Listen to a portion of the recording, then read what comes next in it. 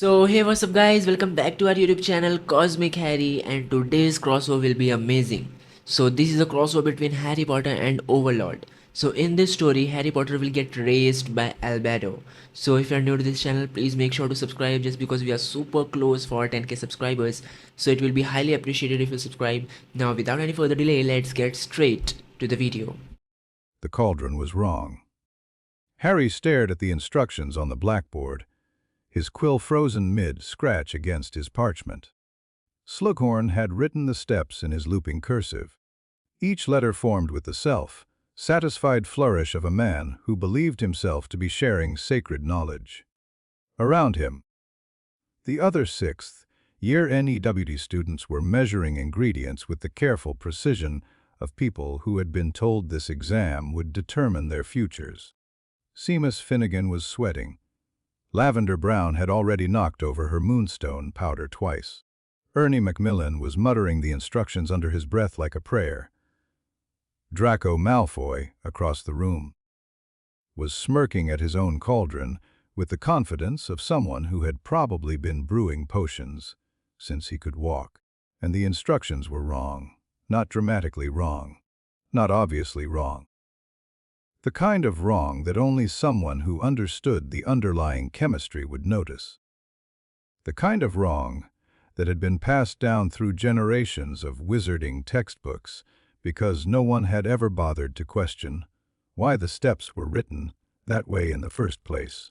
Stir clockwise 7 times. Add the moonstone powder. Wait 30 seconds. Harry ran the numbers in his head. The alkaline base they had added in Step 3 had a pH of approximately 9.2. Moonstone powder, when exposed to alkaline solutions, underwent a crystallization process that caused the particles to clump together rather than distribute evenly. The clockwise stirring created a centrifugal pattern that pushed the heavier particles toward the edges of the cauldron, which was exactly the opposite of what you wanted when trying to achieve homogeneous suspension. The wait time was even worse. 30 seconds was enough time for the initial reaction to complete, but not enough time for the secondary stabilization phase. The result would be a potion that worked, technically, but operated at maybe 60% efficiency. Acceptable. Passing. Mediocre. Harry hated mediocre. He picked up his stirring rod and went counter-clockwise instead. Harry. Hermione's voice cut through the bubbling and murmuring of the classroom like a knife through butter. She was at the table beside him. Her own potion a respectable emerald green, her notes spread out in perfectly organized piles. That is not what the instructions say. No. Then why are you doing it? Because the instructions are wrong. Hermione's face went through a rapid series of expressions that Harry had learned to catalog over the years. Surprise, confusion, offense. That particular tightening around her eyes, that meant she was about to launch into a lecture about the importance of following established protocols. Professor Slughorn wrote those instructions himself, she said, her voice carrying the weight of absolute certainty. He is a potions master. He has been brewing potions since before our parents were born. And Lebatius Borage wrote the textbook we have been using for 6 years, and he apparently has no understanding of basic molecular bonding. Harry did not look at her. He was counting stirrings. 3 more counter-clockwise, then a pause, then 1 sharp clockwise. The moonstone needs a buffer. Counter-clockwise creates a vortex that distributes the particles evenly before they can clump at the edges. Molecular bonding. Hermione's voice pitched higher. Harry, that is Muggle science. Magic does not follow the same rules as chemistry. Magic manipulates energy. Energy follows rules. The rules are consistent regardless of what you call them. He added the moonstone powder, watching the silver particles swirl into the liquid. Call it chemistry. Call it alchemy. Call it whatever makes you comfortable. The math is the same. You cannot just rewrite centuries of potion, making because you think you know better. Harry finally looked at her. Hermione was flushed, her bushy hair seeming to bristle with indignation. Behind her, Ron was watching with an expression that was half amused, half wary. Neville, 2 tables over, had stopped stirring his own potion entirely, watching the exchange with wide eyes. "I do know better," Harry said. He said it simply, factually, the way you might say the sky is blue or water is wet. And something flickered across Hermione's face, something that looked almost like fear, before she turned back to her own cauldron with a stiff jerk of her shoulders. "Oi, Harry." Ron leaned across Hermione, nearly knocking over her quill stand. His own cauldron was emitting a suspicious brown smoke that did not bode well for his Inebuty's score. "Maybe just follow the recipe, yeah. Last time you went off script." Slughorn looked like he was going to have a stroke. He looked impressed. Same thing with him. The man practically vibrates when you do well. Ron made a face. "It is a bit creepy, honestly. The way he watches you." Let him watch. Harry was counting now. 11 seconds, not 30. What are you even doing different this time? The timing. The stirring pattern. Small adjustments that compound. Ron blinked. "A mate." "You sound like Hermione." "No," Hermione said stiffly, not looking up from her cauldron. "I sound like a textbook." "Harry sounds like something else entirely." The comment hung in the air. Harry felt it land, felt the weight of it, but he did not respond. He was watching his potion, waiting for the moment of transformation. It came. The color shift happened slowly at first. The muddy green everyone else had achieved beginning to lighten. Then faster. Emerald to jade to mint, to something that did not have a name in the visible spectrum. Something that seemed to glow from within like liquid starlight, luminescent silver. The classroom went quiet. Even Malfoy had stopped smirking. His eyes fixed on Harry's cauldron with an expression that was equal parts confusion and irritation. Slughorn materialized at Harry's elbow with a speed that seemed impossible for a man of his girth. His walrus mustache was twitching. His tiny eyes were very, very wide. "Merlin's beard," he whispered.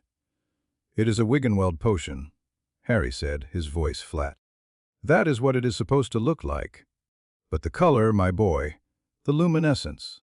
I have seen perfect Wiggenweld potions brewed by ministry professionals, and they have never—" Slughorn trailed off, searching for words that seemed to have escaped him entirely. "They have never looked alive. The difference is precision. The textbook instructions produce acceptable results. I produced optimal results. The methodology is identical in principle, merely refined in execution." Slughorn blinked at him. Yes. I suppose that is one way to describe it." Harry looked at the potion. It was silver. It glowed. It was objectively a superior product to anything else being brewed in this room. He had identified an inefficiency, corrected it, and produced a better result. He felt nothing. No pride, no satisfaction. No pleasure at a job well done. Just the same hollow emptiness that had been growing inside him for months. The sense that everything around him was slightly wrong, slightly off, like a picture hanging crooked on a wall. 50 points to Gryffindor. Slughorn breathed. 50 points for sheer, instinctive brilliance. "My dear boy, you have your mother's gift. You truly do." The mention of his mother made something twist in Harry's chest.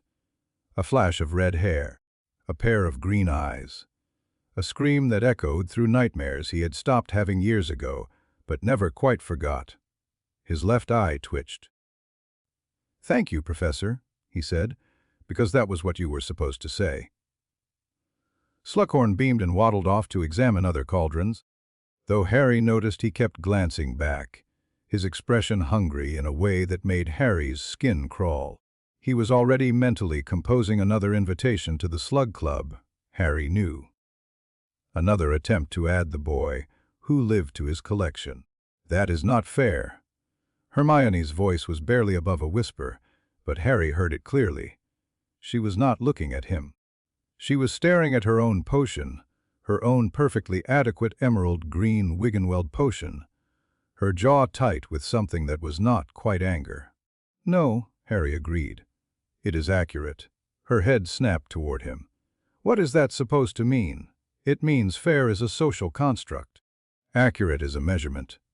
My potion is objectively superior to yours. That is not a judgment of your worth as a person. It is simply a statement of chemical fact. Chemical fact.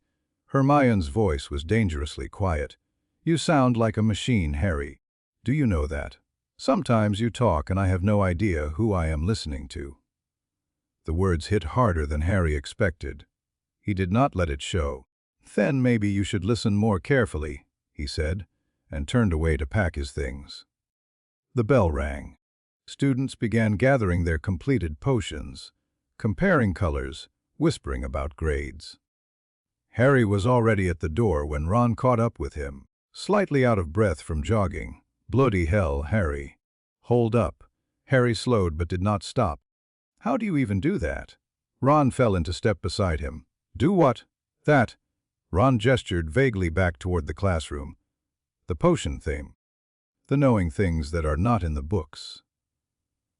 The way you made Hermione look like she does not know anything, and she knows everything.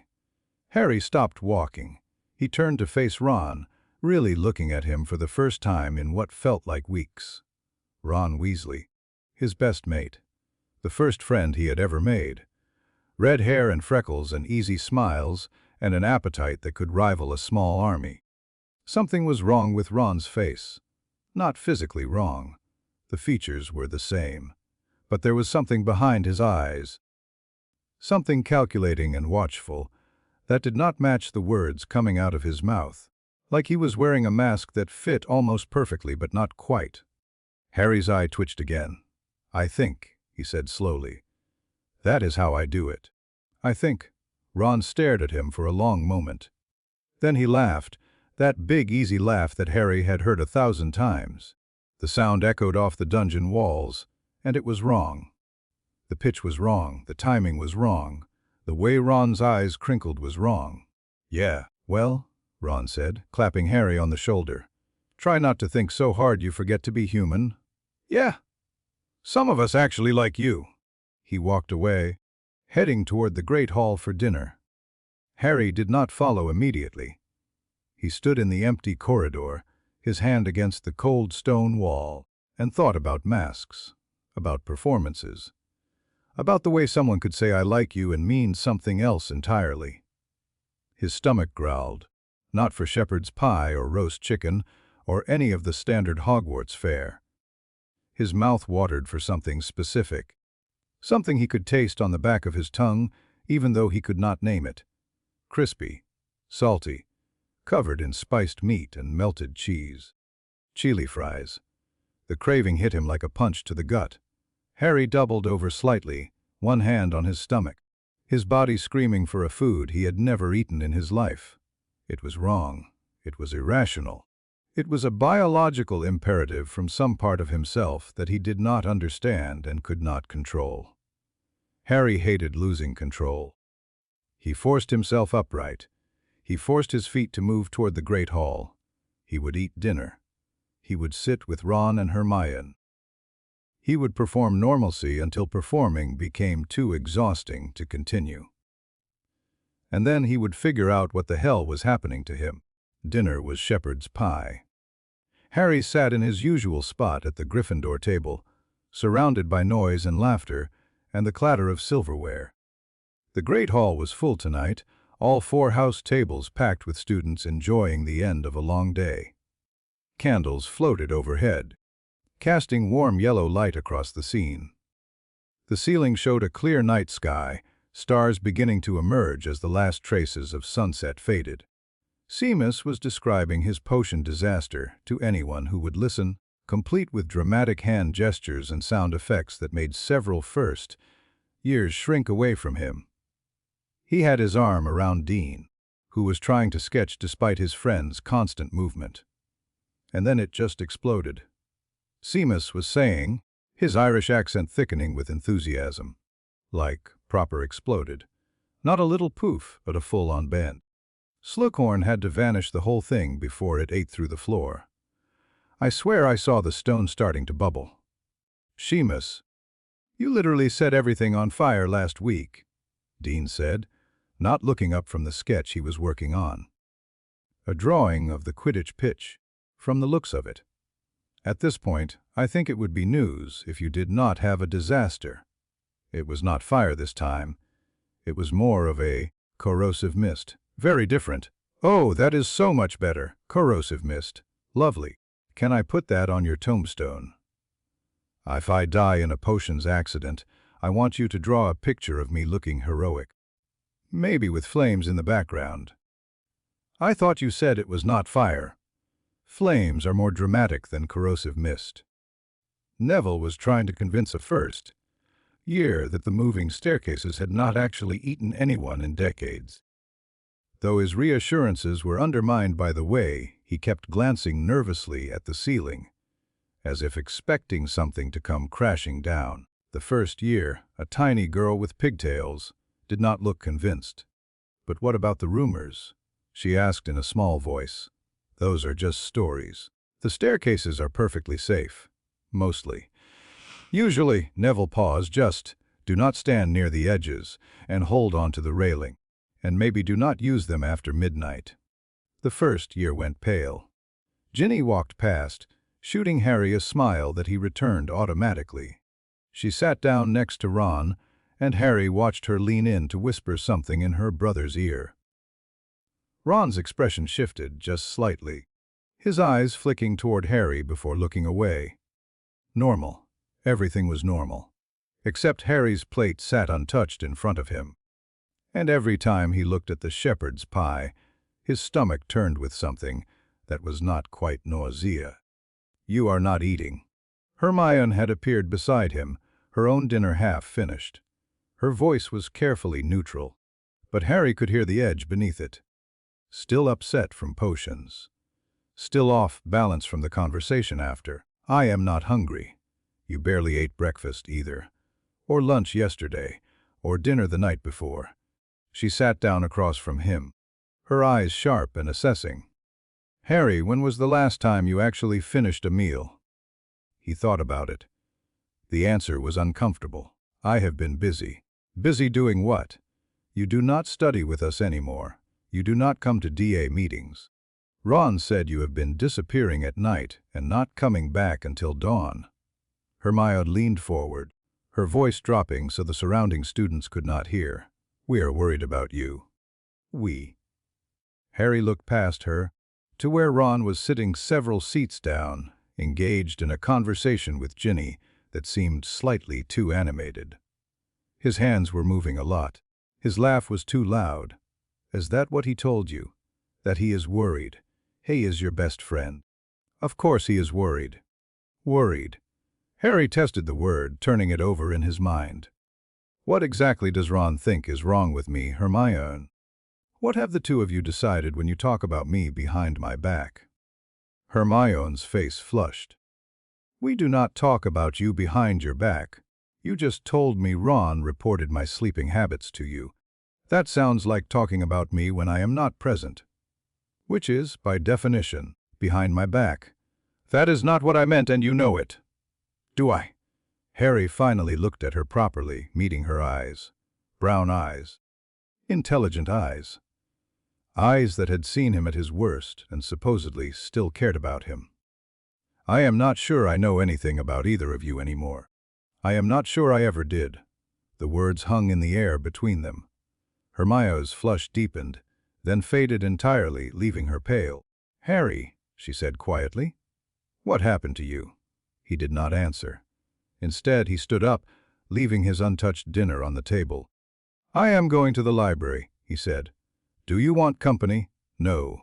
He walked away before she could respond. He could feel her eyes on his back all the way to the doors. He did not go to the library. Instead, Harry made his way down to the dungeons, taking a route he had memorized weeks ago. Past the potions classroom, past the Slytherin common room entrance, past the storage rooms full of pickled ingredients and forgotten artifacts. The torches flickered as he walked, casting shadows that jumped and danced against the ancient stone walls. He had modified his invisibility cloak last month. The original enchantment had always felt wrong against his skin, like static electricity, like something crawling and itching in a way he could not scratch. So he had stripped out the magical components and replaced them with a refraction matrix that bent light around the wearer through purely physical means. The process had taken 3 weeks and required him to learn crystallography from books he had found in the restricted section. The result was cleaner. Purer, it did not make his teeth itch. He pulled the modified cloak over himself now, vanishing from sight. The dungeon corridor was empty and cold. Harry walked until he reached a stretch of wall that looked exactly like every other stretch of wall, unremarkable and ancient and solid. Except this wall sang. The hum had started 3 weeks ago, low and subsonic, hovering just at the edge of human hearing. Harry had first noticed it in Transfiguration class, a vibration in his bones that made him look up sharply from his textbook. No one else had seemed to hear it. McGonagall had kept lecturing about the principles of conjuration. Hermione had kept taking notes. Ron had kept sleeping with his eyes open, which was a skill Harry had to admit he found impressive. But Harry had heard it, and once he heard it, he could not stop hearing it. The hum was stronger here, resonating through the stones like a heartbeat. Harry pulled off the cloak and pressed his palm flat against the wall, feeling the cold roughness of rock that had stood for 1,000 years. The vibration traveled up his arm, through his bones, into his chest. It felt like something calling to him, like a voice speaking in a language he almost understood. And then his hand went through.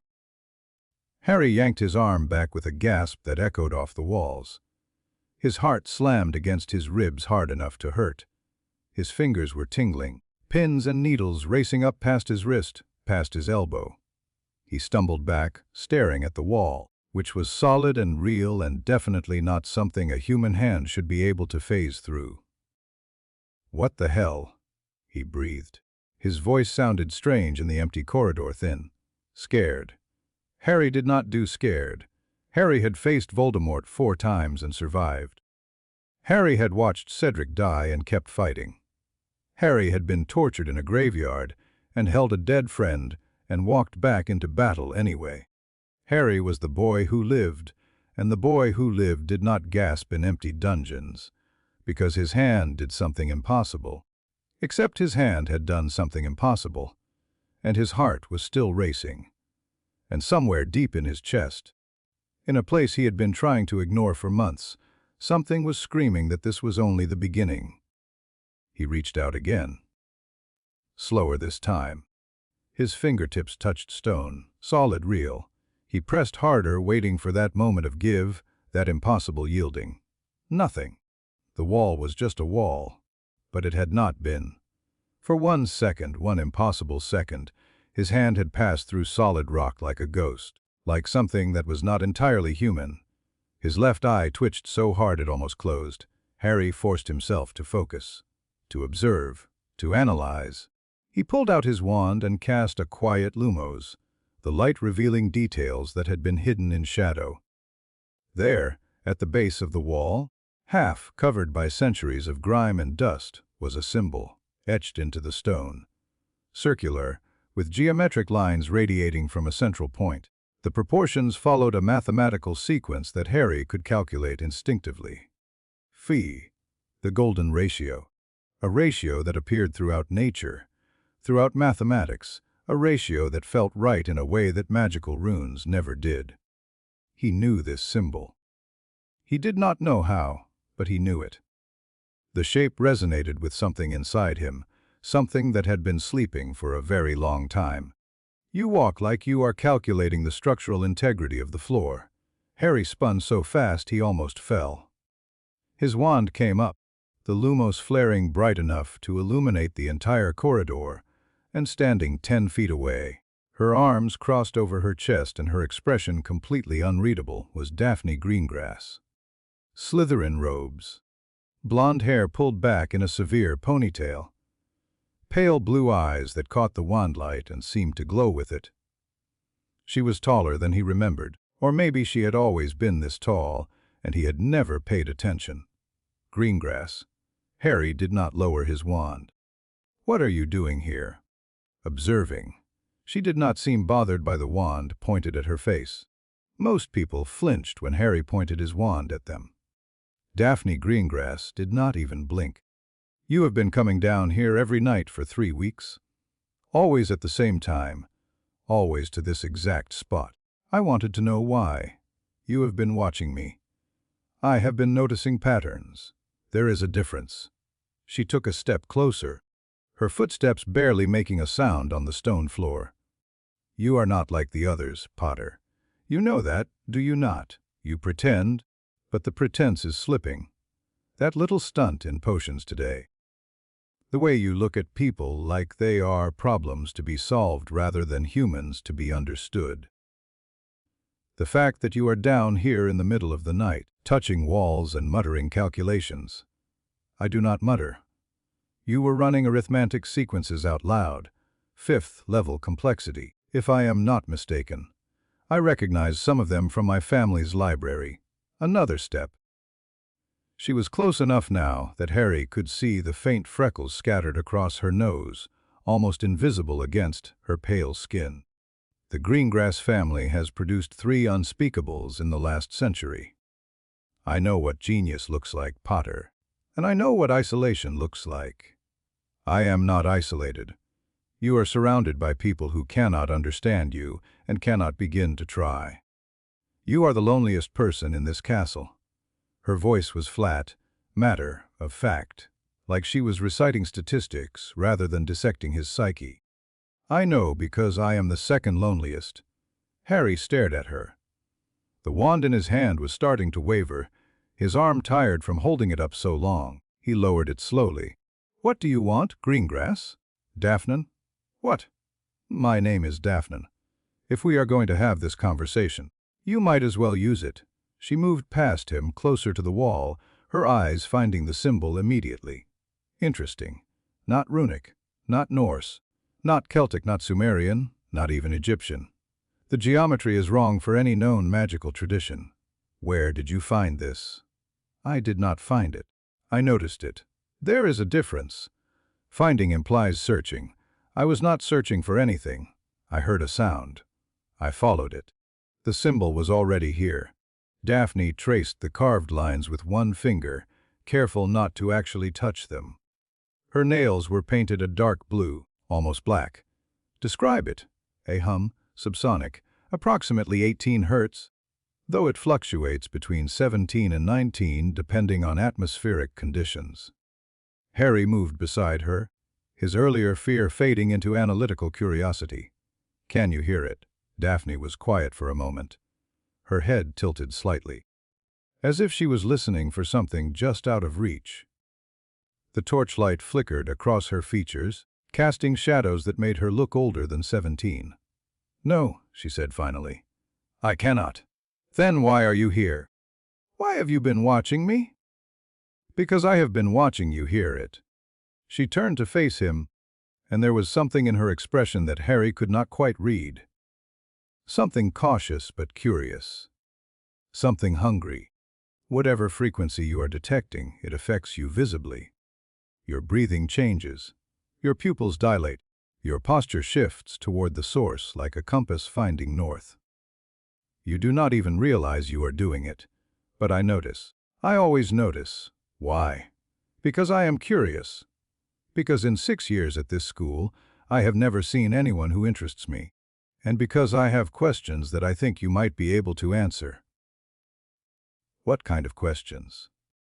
The kind that get Greengrass family members recruited by the Department of Mysteries.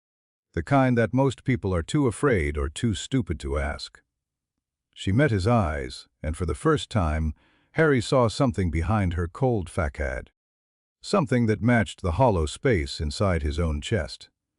"You are not human, are you, Potter?" The question hit him like a bludgeon to the chest. His lungs seized. His eye twitched violently. For one terrible moment, Harry felt something crack inside him. Some wall he had been building for years starting to give way. "I am human," he said. His voice sounded wrong to his own ears. Defensive. Uncertain. "You are something. Daphne did not look away. The question is what? They stood there in the dungeon corridor, two teenagers in school robes, surrounded by ancient stone and flickering torchlight and a hum that only one of them could hear. The seconds stretched. The silence grew heavy. "I should go," Harry said finally. "You should." Daphne stepped back, giving him space. "But you will be back. Tomorrow night. The night after. You cannot resist a puzzle, Potter. It is not in your nature." "You do not know my nature." "I know enough." She turned and began walking away, her footsteps fading into the darkness. Just before she disappeared around the corner, her voice drifted back. "Greengrass family motto, secrets are currency. And you, Harry Potter, are about to become very wealthy indeed." Then she was gone. Harry stood alone in the dungeon. His hand was still tingling. The hum was still resonating in his bones.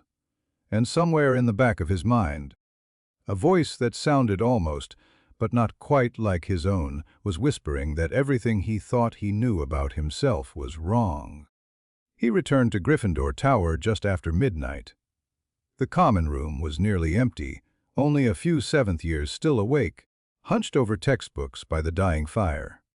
One of them looked up as Harry entered, then quickly looked away. Harry recognized her. Katie Bell. Still recovering from the cursed necklace, still jumpy around sudden movements. Her hands shook slightly when she turned the pages of her book. Another student was in the corner, half asleep in an armchair. Colin Creevy's younger brother, Dennis, who had apparently fallen asleep while studying. His textbook had fallen onto the floor, and he was snoring softly. Harry crossed the room quickly, avoiding eye contact with anyone, and climbed the stairs to his dormitory. The room was quiet except for the sound of breathing.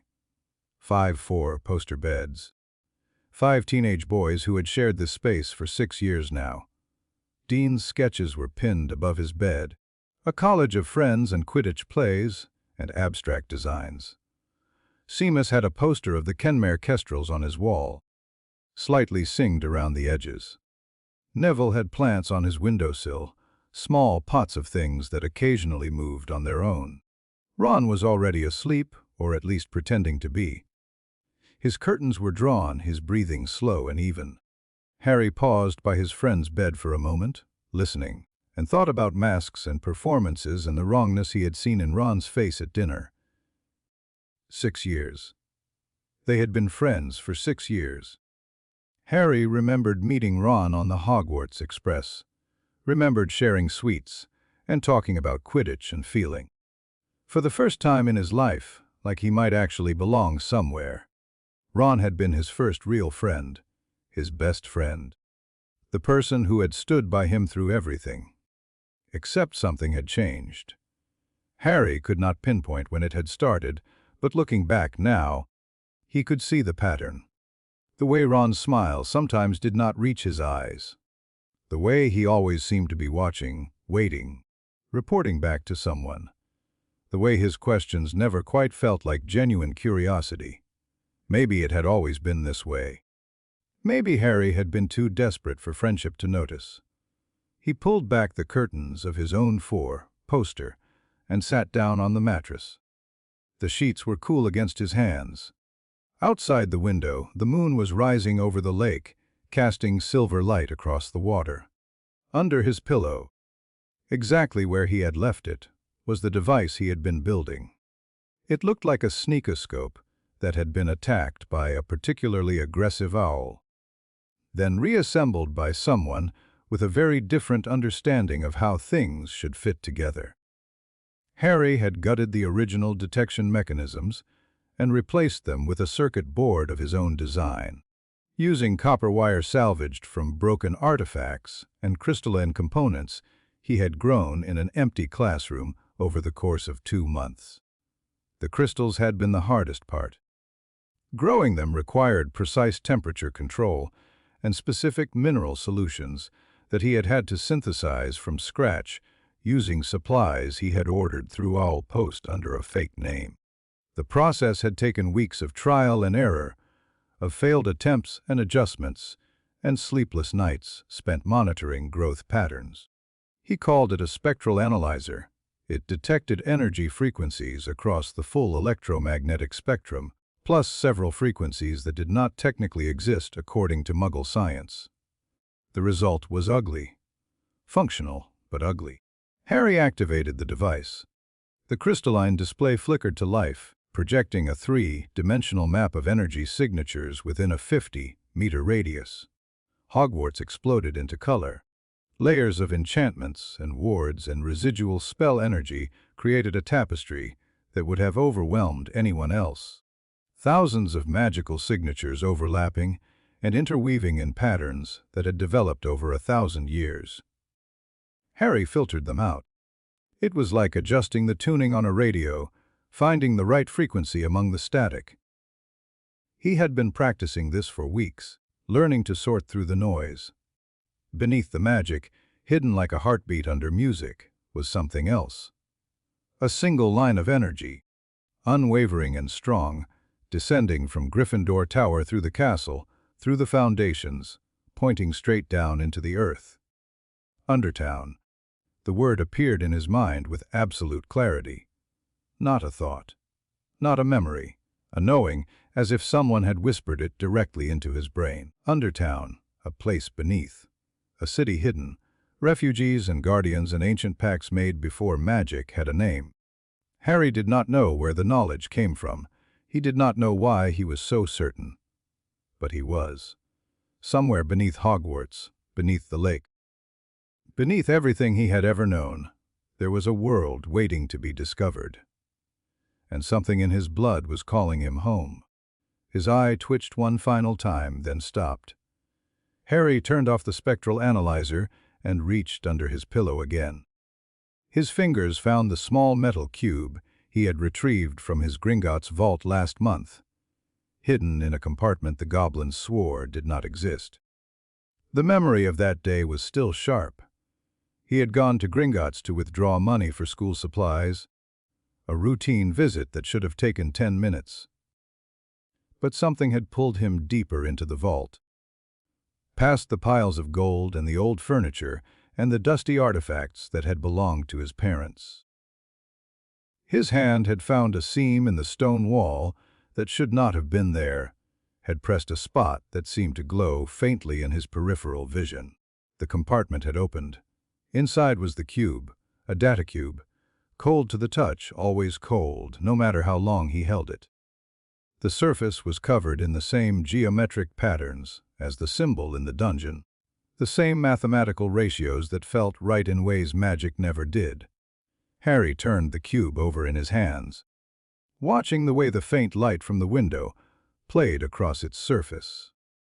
The lines etched into the metal seemed to shift when he was not looking directly at them, like they were moving, like they were alive. They formed a map, streets and buildings and tunnels, rendered in microscopic detail. A city beneath a castle, a world beneath the world. A map to somewhere beneath Hogwarts. A map to home. His stomach growled. Chili fries. The craving surged up again. Undeniable and irrational and impossible to ignore. Harry had been fighting it for weeks, this biological imperative for a food he had never tasted, and he was tired of fighting. He slipped off his bed, pulled on his modified invisibility cloak, and made his way down to the kitchens. The portrait of the fruit bowl was right where it had always been, near the entrance to the Hufflepuff common room. Harry had been here before, many times over the years. He knew the routine. Tickle the pier in exactly the right spot, wait for it to giggle and squirm, watch it transform into a door handle. The magic was old and slightly absurd, like so much of Hogwarts. He slipped inside. The Hogwarts kitchens were massive, a mirror image of the great hall above, but filled with cooking equipment instead of tables. 5 long counters ran the length of the room, each equipped with stoves and ovens and prep stations. Copper pots hung from the ceiling in gleaming rows. Pantries lined the walls, filled with everything from dried herbs to fresh vegetables to barrels of flour and sugar. House elves bustled everywhere, even at this hour. They were cleaning and prepping and maintaining the relentless machinery of feeding a castle full of students and staff. Some were scrubbing pots in enormous sinks. Others were kneading dough for the morning's bread. A few were organizing the pantries with the efficiency of small, large-eared accountants. Several of them noticed Harry immediately. They always did. Word spread quickly among the elves whenever a student appeared in the kitchens, and word spread even faster when that student was the boy who lived. Within seconds, a familiar face was pushing through the crowd. Dobby appeared before Harry with a soft pop, his enormous eyes shining with the kind of devotion that always made Harry slightly uncomfortable. He was wearing what appeared to be 3 different hats stacked on top of each other, a combination of a tea cozy, a beret, and what looked like a miniature top hat. His sweater was at least 4 sizes too big, covered in what appeared to be hand-stitched images of socks. His socks, as always, did not match. One was bright orange with purple stripes. The other was pink with yellow polka dots. Harry Potter. "Sir!" Dobby's voice was high and excited, practically vibrating with enthusiasm. What can Dobby be getting for Harry Potter? Tea, biscuits, a full roast dinner. Dobby can be making anything Harry Potter wants. Anything at all. Just one thing, Dobby. Anything. Dobby is living to serve Harry Potter. Chili fries. Dobby blinked. His ears drooped slightly. The tea cozy portion of his hat stack slipped forward over one eye. "Sir, chili fries. Fried potatoes covered in spiced meat and cheese. It is a Muggle food. American, I think." Harry did not know how he knew that. The knowledge was just there, like the knowledge of Undertown had been there. "Can you make them?" Dobby's ears drooped a bit more, and for a moment Harry felt guilty for asking for something so unusual. But then determination flooded the elf's face, and his ears perked back up with almost violent energy. "Dobby is not knowing this recipe, Harry Potter, sir." "But Dobby can be finding out." "Dobby is knowing other elves who is working in Muggle places. Winky has a cousin who is working at a Muggle pub in London. And Dobby has heard of elves in America who is knowing all sorts of Muggle foods. Dobby will be making Harry Potter the best chili fries ever made." The best in the whole world. The elf vanished with a crack so loud that several other elves jumped. Harry leaned against one of the kitchen counters and waited. The room was warm, heated by fires that never went out and ovens that never cooled. It smelled of bread and spices and the particular sweetness of magic being used to make food taste better. Copper pots gleamed in the firelight. Somewhere in the back, an elf was singing in a high, clear voice, a melody that sounded almost like a lullaby. For the first time in weeks, Harry's shoulders relaxed slightly. He watched the elves work. They moved with a coordination that bordered on choreography. Never bumping into each other, never dropping anything, each one knowing exactly what the others were doing without seeming to communicate. It was impressive. It was also slightly unnerving in a way Harry could not quite articulate. 12 minutes later, Dobby reappeared. He was carrying a plate piled high with chili fries.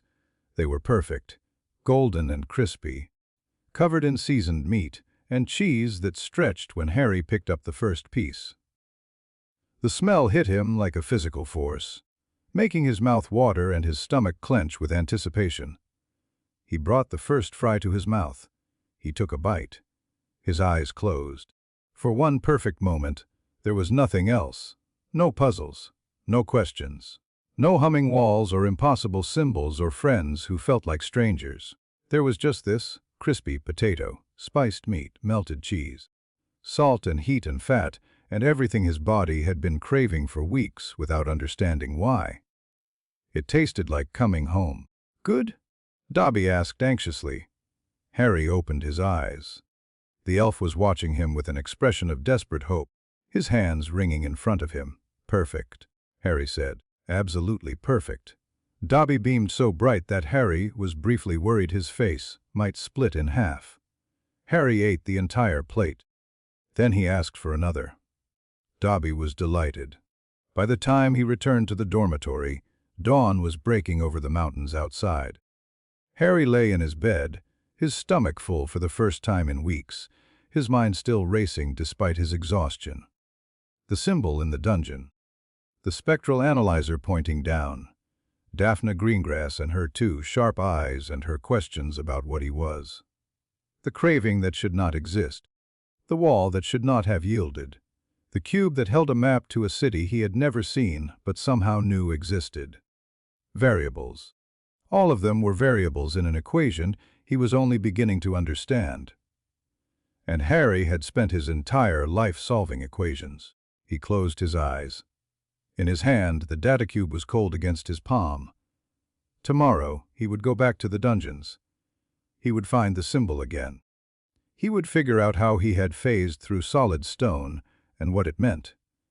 He would ask Daphne Greengrass what she knew, what her family's library contained, what secrets the unspeakables had hidden away from the rest of the world. Tomorrow, he would start looking for answers. He thought about the data cube in his hand, the map etched into its surface. Somewhere beneath this castle, beneath the very bed he was lying in, there was a city. An entire civilization hidden from the magical world, just as the magical world was hidden from the Muggles. Layers upon layers of secrets, each one buried deeper than the last. He thought about his mother, Lily Potter, the woman with red hair and green eyes who had died to save him. Slughorn said he had her gift for potions. Dumbledore said he had her capacity for love. Everyone had something to say about what he had inherited from Lily Potter. No one ever talked about his father, James Potter, the man in the photographs. The man who played Quidditch and pranked Slytherins, and married the love of his life, and died trying to hold off the Dark Lord, with nothing but his wand and his courage. Except Harry was starting to suspect that James Potter might not have been his father at all. The thought should have terrified him. It should have shattered everything he believed about himself and his place in the world.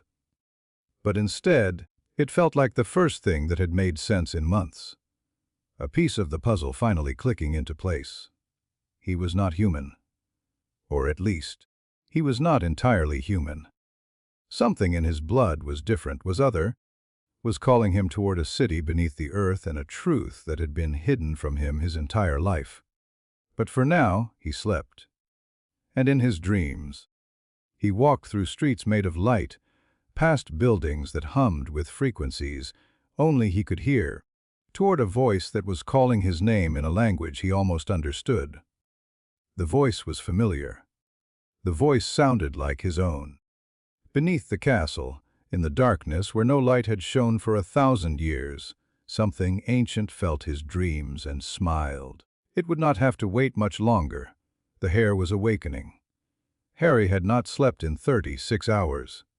It was not intentional. He had tried. After the kitchen, after Dobby, and the chili fries and the brief moment of peace that had lasted approximately 10 minutes before his brain started running again. He had lain in bed with his eyes closed and counted backwards from 1,000 and tried every relaxation technique he had ever read about, and none of it had worked. His mind would not stop. The symbol in the dungeon, the wall that had yielded, the hum that had grown louder overnight, a constant pressure behind his eyes that made it difficult to think about anything else. The data cube was still in his hand, cold against his palm, and every time he looked at it, new details seemed to emerge from the etched surface. Streets he had not noticed before. Buildings with windows. What might have been a central square. By dawn he had given up on sleep entirely. Now it was breakfast. And Harry was sitting in the great hall with a plate of eggs he had no intention of eating, watching. Ron was 3 seats down, shoveling food into his mouth with his usual enthusiasm. Hermione was beside him, reading a textbook propped against a pitcher of pumpkin juice. They looked normal. They sounded normal. But Harry had spent the night thinking about masks, and now he could not stop seeing them everywhere. The way Ron's eyes kept flicking toward him, quick glances that lasted less than a second before sliding away. The way Hermione had positioned herself so she could watch him in her peripheral vision while appearing to read. The way they were talking to each other in low voices, words he could not quite hear from this distance. They were monitoring him. He was certain of it now. The question was why. He looked terrible. Harry did not jump. He had heard Daphne approaching. Her footsteps lighter than most, but still audible if you knew what to listen for. She slid onto the bench beside him, close enough that he could smell her perfume. Something floral, understated. "Good morning to you too." "It is not a good morning. You have not slept. Your hands are shaking. And you are staring at your friends like they are suspects in a murder investigation." She picked up a piece of toast from the rack and began buttering it with precise, economical strokes. "What happened? Do not lie to me, Potter. You are bad at it." Harry's left eye twitched. Daphne noticed. Of course she noticed. Her gaze sharpened, focusing on his face with an intensity that made him want to look away. "Interesting," she said quietly. "Tell. Your eye twitches when you are being dishonest. I will remember that." "I am not being dishonest. Nothing happened." "Your eye just did it again." Harry did not respond. He was watching Ron, who had just said something to Hermione that made her frown and glance in Harry's direction. When she saw Daphne sitting beside him, her frown deepened into something that looked almost like alarm. "They do not like me very much," Daphne observed, following his gaze. "Your friends. They do not know you. They know enough. I am a Slytherin. I am a pureblood. I do not fall over myself to be friendly. That is sufficient grounds for distrust in Gryffindor." "Is it? You tell me." She took a bite of her toast, chewed, swallowed. "You have been their friend for 6 years. You know them better than I do, so tell me, Harry Potter. Do they trust you?" The question hit something raw. Harry felt it like a physical blow, a crack in the wall he had been building around himself. "I do not know," he said. The words came out rough, almost painful. "I do not know anything anymore." Daphne was quiet for a moment. Then she reached into her bag and pulled out a small object, setting it on the table between them. It was a coin. Bronze, slightly larger than a sickle, with an intricate pattern etched into its surface. "What is that?" "A communication device. My own design." She tapped the coin twice, and Harry felt a faint vibration in his pocket. He reached in and found an identical coin there. One that had definitely not been present when he got dressed this morning. "How did you—" "Trade secret. The point is, if you need to contact me, hold the coin and think about what you want to say. I will receive it instantly, no matter where I am in the castle." She stood up, brushing crumbs from her robes. "You are going to do something reckless today. I can see it in your eyes. When you need help, use the coin." She walked away without waiting for a response. Harry watched her go, then looked down at the coin in his hand. The pattern was familiar, geometric, mathematical. The same proportions as the symbol in the dungeon, the same ratios as the data cube. Daphne Greengrass knew more than she was telling him. But then again, so did everyone. He pocketed the coin and left the great hall, his untouched breakfast forgotten behind him. The device took 3 hours to build. Harry had retreated to an abandoned classroom on the 7th floor, one he had discovered in his 4th year and had been using as a private workspace ever since. The room was small, dusty, and filled with broken furniture that no one had bothered to clear away.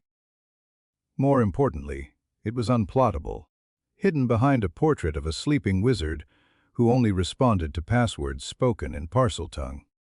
He worked in silence, his hands moving with a precision that surprised even him. The base was a remembrall he had found in a box of confiscated items in Filch's office. The recording mechanism came from a broken sneakoscope, the same model he had cannibalized for the spectral analyzer. The transmission component was trickier. He needed something that could carry sound over distance without being detected by the castle's extensive ward system. In the end, he used a sickle. Not just any sickle. One he had modified with galvan circuitry, etching patterns into the silver with a needle and a steady hand. The patterns were based on the symbol in the dungeon, the same geometric ratios that seemed to unlock something inside him every time he saw them. He did not know why they worked. He only knew that they did. The finished product looked like a mess. Wires and crystals and bits of metal held together with spells and hope. But when Harry tested it, the sound quality was perfect. He could hear a whispered conversation from 50 meters away, transmitted directly into his ear, through a tiny earpiece he had fashioned from a broken hearing aid he had found in the Lost and Found. Now he just needed to place the device. Getting into Dumbledore's office was easier than it should have been. The gargoyle that guarded the entrance was supposed to require a password, but Harry had noticed something during his previous visits. The gargoyle did not actually check passwords. It checked intent. If you approached with the genuine belief that you had been summoned, it would let you pass. Harry approached with the genuine belief that he needed to speak with the headmaster about an urgent matter. The gargoyle stepped aside. He took the spiral staircase 2 steps at a time, his heart pounding in his chest. The office was empty when he arrived. Dumbledore was still at breakfast, probably schmoozing with the ministry officials who had been visiting the castle all week. Harry had perhaps 20 minutes before the old man returned. It would have to be enough. The office was exactly as he remembered it, spinning silver instruments on delicate tables, puffing smoke and making soft clicking noises. Portraits of former headmasters, most of them pretending to sleep. Fawkes on his perch, watching Harry with ancient eyes that seemed to see far more than they should. Harry ignored all of it. He moved straight to Dumbledore's desk and began searching for a place to hide the listening device. Under the desk was too obvious. Behind the bookshelf was too far from where conversations would take place. He needed somewhere central, somewhere that would capture everything without being noticed. His eyes landed on a silver bowl filled with wrapped lemon drops. Perfect. Harry slipped the device under the candies, arranging them so the modified sickle was completely hidden. Then he activated it with a tap of his wand and left the office as quickly as he had come. The gargoyle did not even look at him as he passed. He spent the rest of the day in his hidden classroom, the earpiece pressed against his ear, listening to nothing. Dumbledore had meetings. Endless, boring meetings.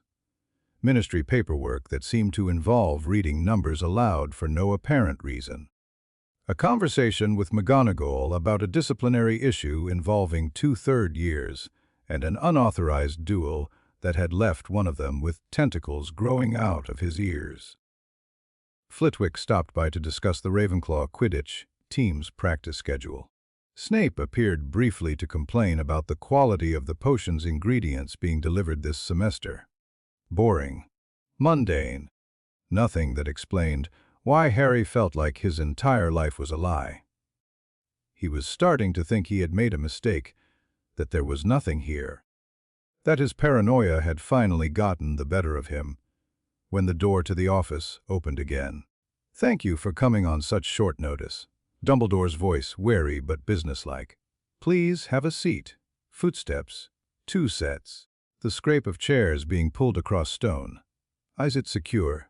A female voice, young. "Hermione." Harry's heart stuttered. The rustle of robes. A wand being drawn. Muffliato. Privacy wards. Standard listening deterrents. Very thorough. Miss Granger. The creak of Dumbledore settling into his chair, although perhaps somewhat redundant given the existing protections on this office. Better safe than sorry, Professor. After what Harry's been building lately, I wouldn't put it past him to have created some kind of surveillance device. Harry almost laughed. Almost. "Your caution is appreciated." A pause. The clink of what might have been tea being poured. "Now then, Ronald, Miss Granger." Let us discuss our young Mr. Potter. Harry's blood went cold. He's getting worse, Professor. Ron's voice, and Harry barely recognized it. The joking tone was gone, the casual friendliness stripped away. He sounded tired, frustrated, angry. I can barely keep him distracted anymore. He looks at me like I'm an insect, like I'm not even worth his attention.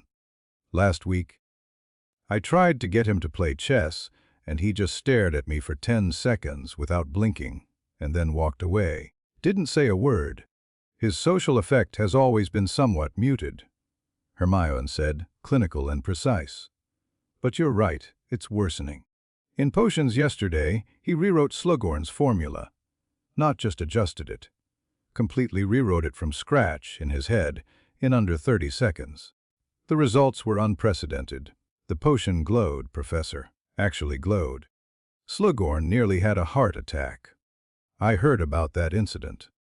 Dumbledore's contemplative hum, the one Harry had heard 1,000 times before, the one that always preceded something important. The ALBEDO sequence is asserting itself more strongly than anticipated. His father's genetic gifts are becoming impossible to suppress. Harry's heart stopped, then started again faster than before. ALBEDO sequence. Suppressants. His father's genetic gifts. They were talking about him like he was an experiment. Like he was a problem to be managed. The suppressants aren't working as well as they used to. Hermione's voice was matter of fact.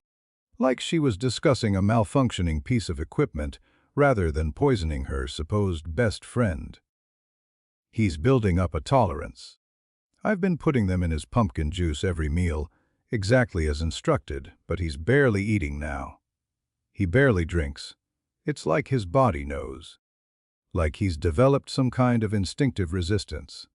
That would be consistent with the Galvan genome. Dumbledore's voice was thoughtful. ALBEDO's species was known for rapid adaptation. If Harry's body is perceiving the suppressants as a threat, it would naturally develop countermeasures. Then we need to find another delivery method. Hermione again, practical and efficient. Something he can't avoid, perhaps through the air. A modified diffusion charm in the Gryffindor common room would be undetectable. That would affect everyone in the dorm. Ron sounded uncomfortable. Harry noted it, filed it away. At least he had that much decency left. All the other 6th-year boys would be drugged too. A necessary risk, Mr. Weasley. Dumbledore's voice was calm, matter of fact. The voice of a man who had been making these kinds of calculations for longer than Harry had been alive. The suppressants are not harmful to normal humans. They would experience some minor fatigue, perhaps a slight decrease in magical sensitivity, but nothing lasting. The alternative is far worse. What alternative? What exactly happens if we stop drugging him? Ron's voice was rising. Harry could hear the fear in it. You keep saying it would be catastrophic, but you never explain what that actually means. A long pause. The creak of Dumbledore's chair. If Harry awakens fully to his nature, Dumbledore said slowly, will no longer be human. Not entirely. His perception will expand beyond what human minds can process. His abilities will grow beyond what human bodies can contain. He will see us as we truly are. Small, limited, inferior. You're saying he'd become dangerous. I'm saying he would become other. And throughout human history, otherness has always been dangerous. Not because the other is inherently violent, but because we fear what we cannot understand. Another pause. Harry's father, ALBEDO, was brilliant beyond measure, but he was also arrogant, dismissive. He viewed humanity as barely evolved apes, worthy of study but not of respect. I have spent 15 years trying to ensure that Harry does not become his father. Be drugging him. Ron's voice was flat. By paying people to spy on him. By lying to him every single day of his life. By giving him a normal childhood, normal friends, normal experiences. By allowing him to grow up as Harry Potter, not as the hybrid child of an alien scientist. The word hit Harry like a physical blow. Alien. His father was an alien. Not a wizard, not a muggle, but something from somewhere else entirely. The binding on his magical core is failing. Dumbledore's voice pulled Harry back to the conversation. I placed it when he was 11, the night before his first term at Hogwarts, to suppress the more dangerous aspects of his heritage. But his body is fighting it now, rejecting it. The binding was designed for a human wizard. It cannot contain what Harry is becoming. What happens when it fails completely? Hermione asked. Then Harry Potter becomes something we cannot control. Something that could tear down the statute of secrecy. Something that could expose the existence of beings living beneath Hogwarts that have been hidden for 1,000 years. Beings. Ron's voice was sharp. What beings? What are you talking about? That, Mr. Weasley, is not information you need to possess. With respect, Professor, I think we're past the point where you get to decide what we need to know. Ron's voice had gone cold. Hard. It was the voice of someone who had finally reached a limit. You've been using us for years. Paying my family to keep Harry docile. Having Hermione monitor his academic performance. Making us report on everything he does. If we're going to keep doing this, a long silence. Very well. Dumbledore sounded old suddenly. Tired. Beneath Hogwarts, beneath the Black Lake, beneath the very foundations of this castle, there exists a hidden city. It has been there since before the Founders, perhaps since before humanity itself. A city. Hermione's voice was barely a whisper. What kind of city? A refuge, a sanctuary. A place where beings from other worlds have hidden from human persecution for millennia. Dumbledore's chair creaked as he leaned forward. The 4 Founders did not simply build a school. They built a seal. A ward system designed to keep the city hidden from the magical world, just as the magical world is hidden from the Muggles. Harry's father came from that city, and if Harry discovers its existence, if he finds a way to reach it, everything we have built could come crashing down. Harry had heard enough. He pulled the earpiece from his ear and sat in the abandoned classroom, surrounded by broken furniture and dust, and felt his entire world collapse. His father was not James Potter. His friends had been paid to monitor him. His headmaster had been drugging him for years, suppressing his abilities, binding his magical core to keep him controllable. Everything was a lie. His left eye was twitching so hard it hurt. His hands would not stop shaking. His breath was coming in short, sharp gasps that did not seem to bring any oxygen into his lungs. He needed to calm down. He needed to think. He needed to analyze this new information and determine the optimal response. But he could not.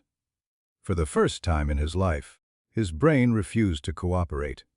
The thoughts were there swirling in his head, but they would not connect, would not form patterns, would not make sense. He was not human. His friends were not his friends. Everything he thought he knew was wrong. Harry sat in the dust and the darkness and did not move for a very long time. When he finally returned to Gryffindor Tower, it was nearly midnight. The fat lady gave him a disapproving look as he approached. Her painted face was creased with concern, and she clutched her pink silk shawl tighter around her shoulders. Out past curfew again, Mr. Potter. Professor McGonagall has been asking about you. Password is Fortuna Major. Are you quite all right? You look rather pale. Password. Harry repeated, his voice flat. Fortuna Major. The portrait swung open with a huff of offended dignity. The common room was mostly empty. A few students were scattered around, studying or talking in low voices by the fire. Parvati Patil and Lavender Brown were huddled in a corner, whispering and giggling over something. A group of second years were playing Exploding Snap at a table near the window, the cards occasionally bursting into sparks that made them shriek with laughter. Ginny was in a corner with Dean, their heads close together. Dean had his sketchbook out and was showing her something. They looked happy, content, normal. They did not look up when Harry entered. Good. He did not want to talk to anyone. Except there was one person he needed to see. Ron was sitting by the fire. He was alone, staring into the flames, a butterbeer in his hand. The bottle was mostly full, Harry noticed. Ron had been sitting there for a while, not drinking, just holding it, waiting for him. Ron looked up when Harry approached, and something flickered across his face. Guilt, fear, hope, resignation. The emotions cycled through so quickly that Harry could barely track them. "Harry, mate, where have you been?" Ron's voice was artificially bright, the forced cheerfulness of someone trying very hard to act normal. "We were worried about you." "Were you?" Harry's voice came out flat, emotionless.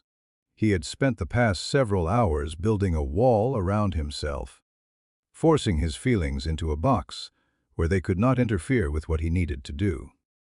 The rage was there, burning in his chest, but he would not give Ron the satisfaction of seeing it. Not yet. Ron flinched at his tone. "Yeah, of course we were.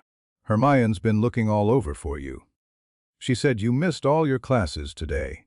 McGonagall is furious. Snape's already taken 50 points from Gryffindor because you weren't at defense." "I was busy." "Busy doing what?" Harry did not answer. He looked at Ron, really looked at him, cataloging every detail with the analytical precision he had been suppressing for years.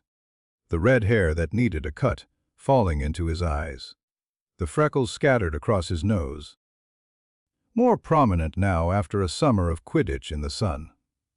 The way his fingers were tapping nervously against the butterbeer bottle, a rapid rhythm that betrayed his anxiety. The slight tension in his shoulders. The angle of his body, turned partially toward the portrait hole, ready to move quickly if necessary. The way his eyes kept darting to Harry's wand hand, checking for threat. Ron was nervous. Ron was scared of him. "Good. How much did he pay you?" The words dropped into the silence like stones into a still pond. The ripples spread outward, silencing the second years at their card game, making Parvati and Lavender stop whispering. Ron's face went pale. The color drained from his cheeks so quickly that Harry thought for a moment he might faint. "What?" "Dumbledore." Harry took a step closer, and Ron flinched back. "How much did he pay you to be my friend? What is the going rate for pretending to like the boy who lived? I assume there were bonuses involved. Extra gold for keeping me distracted. Extra gold for reporting on my behavior. Extra gold for convincing me that I was normal, that I belonged, that I had people who actually cared about me." "Harry, I don't know what you're talking about." "Lee, I'm not lying." Your eyes just shifted to the left. Your voice went up half an octave. Your breathing rate increased by approximately 40%. Your pupils dilated. Your hand tightened on that bottle. "You're lying, Ron. You're lying to my face the same way you've been lying to me for 6 years. Ron's mouth opened, closed, opened again. He looked like a fish pulled from water, gasping for air that would not come. "I know everything." Harry's voice was calm, steady. He was distantly impressed by his own control. "I heard the conversation in Dumbledore's office. The suppressants in my pumpkin juice. The binding on my magical core. The fact that James Potter was never my father. The fact that my real father was something called ALBEDO. The fact that your family has been receiving money from my vault to keep me docile and distracted and stupid." The common room had gone completely silent. The second years were staring. Parvati and Lavender had stopped pretending not to listen. Even Ginny and Dean had looked up from their corner, Ginny's face going pale as she processed what she was hearing. Ron had gone from pale to gray. His hand was shaking so badly that butterbeer was sloshing out of the bottle onto his robes. He did not seem to notice. "Harry, please," his voice cracked. "Let me explain." "Explain what?" "Explain how you've been drugging me for years. Explain how every time you convinced me to skip studying and play chess instead, it was because Dumbledore told you to keep me stupid." Harry's voice was rising now, the control slipping. "Explain how every conversation we've ever had was a performance." "It wasn't all fake." Ron's voice cracked. I do like you, Harry. You're my best mate. The money, the monitoring, it was just what my parents agreed to. I didn't want to do it. But you did it anyway. I was 11. They told me it was for your own good. That you were dangerous, that you needed to be watched. And you believed them. Ron's voice trailed off. He did not have an answer. 6 years. Harry's voice was quiet now, deadly quiet. For 6 years I defended you. When people called you my sidekick, I told them they were wrong. When Malfoy mocked your family's poverty, I stood up for you. When the school turned against me in 4th year, you were the one person I trusted. He laughed, and the sound was hollow. I actually trusted you. You can still trust me. Harry, please. No, I cannot. Harry straightened, pulling himself to his full height. We are done, Ronald. Whatever friendship we had, if any of it was real, it ended the moment you took money to spy on me. Ron's face crumpled. For a moment, he looked like the 11-year-old boy Harry had met on the Hogwarts Express, small and scared and desperate to prove himself. Then his expression hardened. Fine. Ron's voice was bitter now, all pretense gone. You want to know the truth? Here it is. You're a freak, Harry. You always have been. The way you think, the way you look at people, like we're all beneath you. It's creepy. It's wrong. Dumbledore's right to keep you suppressed. Interesting. Harry's voice did not change. Is that how you really feel? It's how everyone feels. Hermione spends half her time trying to figure out what's wrong with you.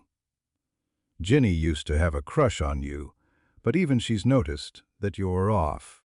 Different, not human. Harry tested the words. You know, for the first time, I think you might be right.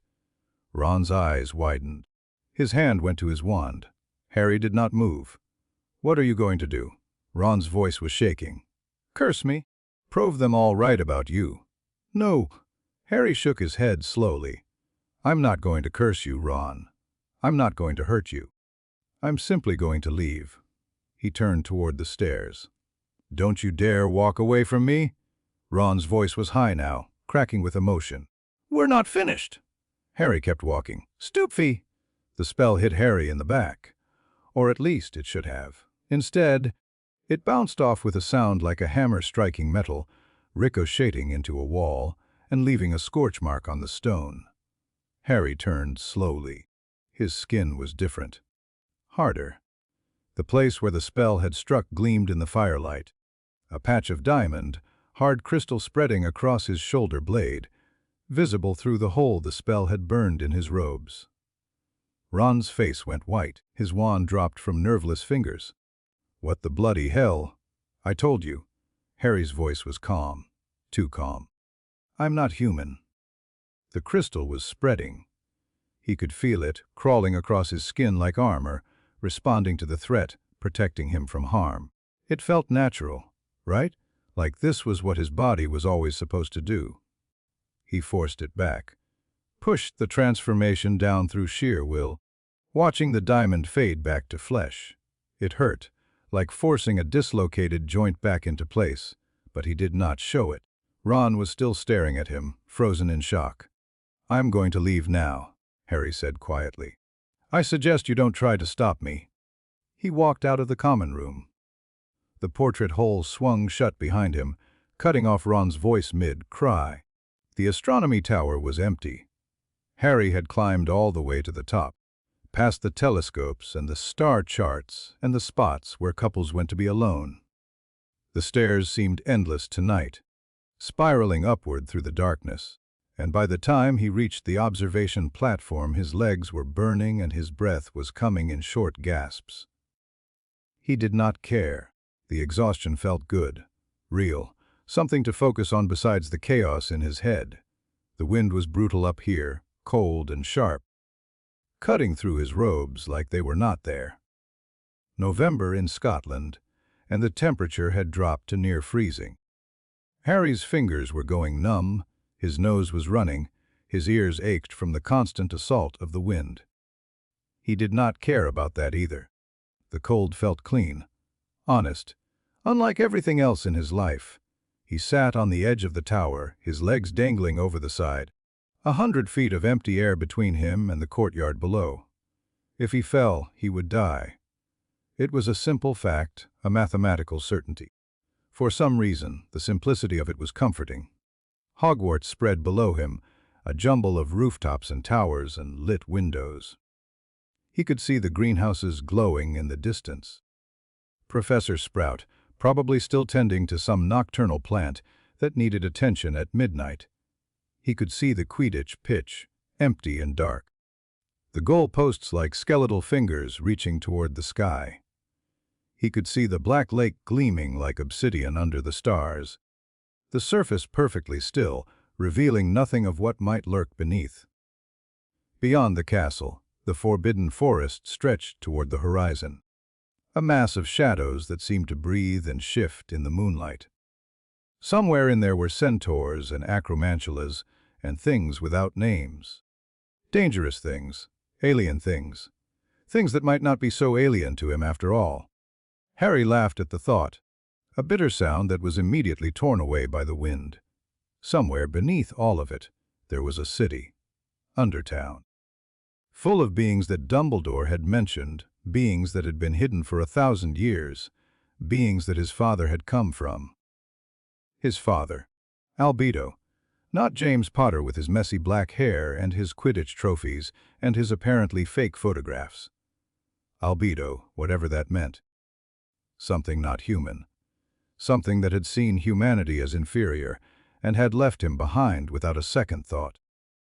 Harry wondered if the beings in Undertown knew about him. If they were waiting for him to find them.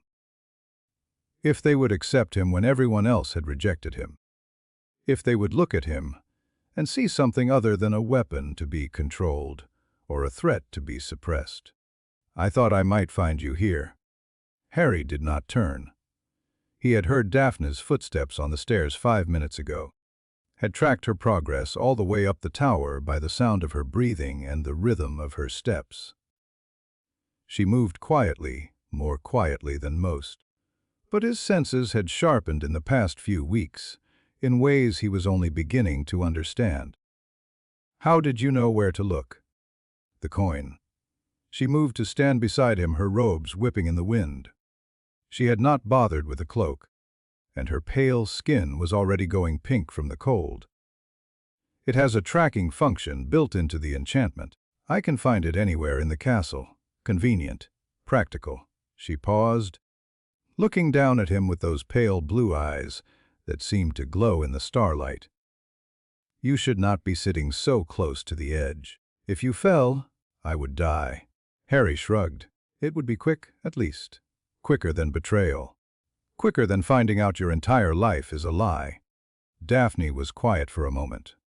Then she sat down beside him, folding her legs beneath her with the grace of someone who had been trained in deportment since birth.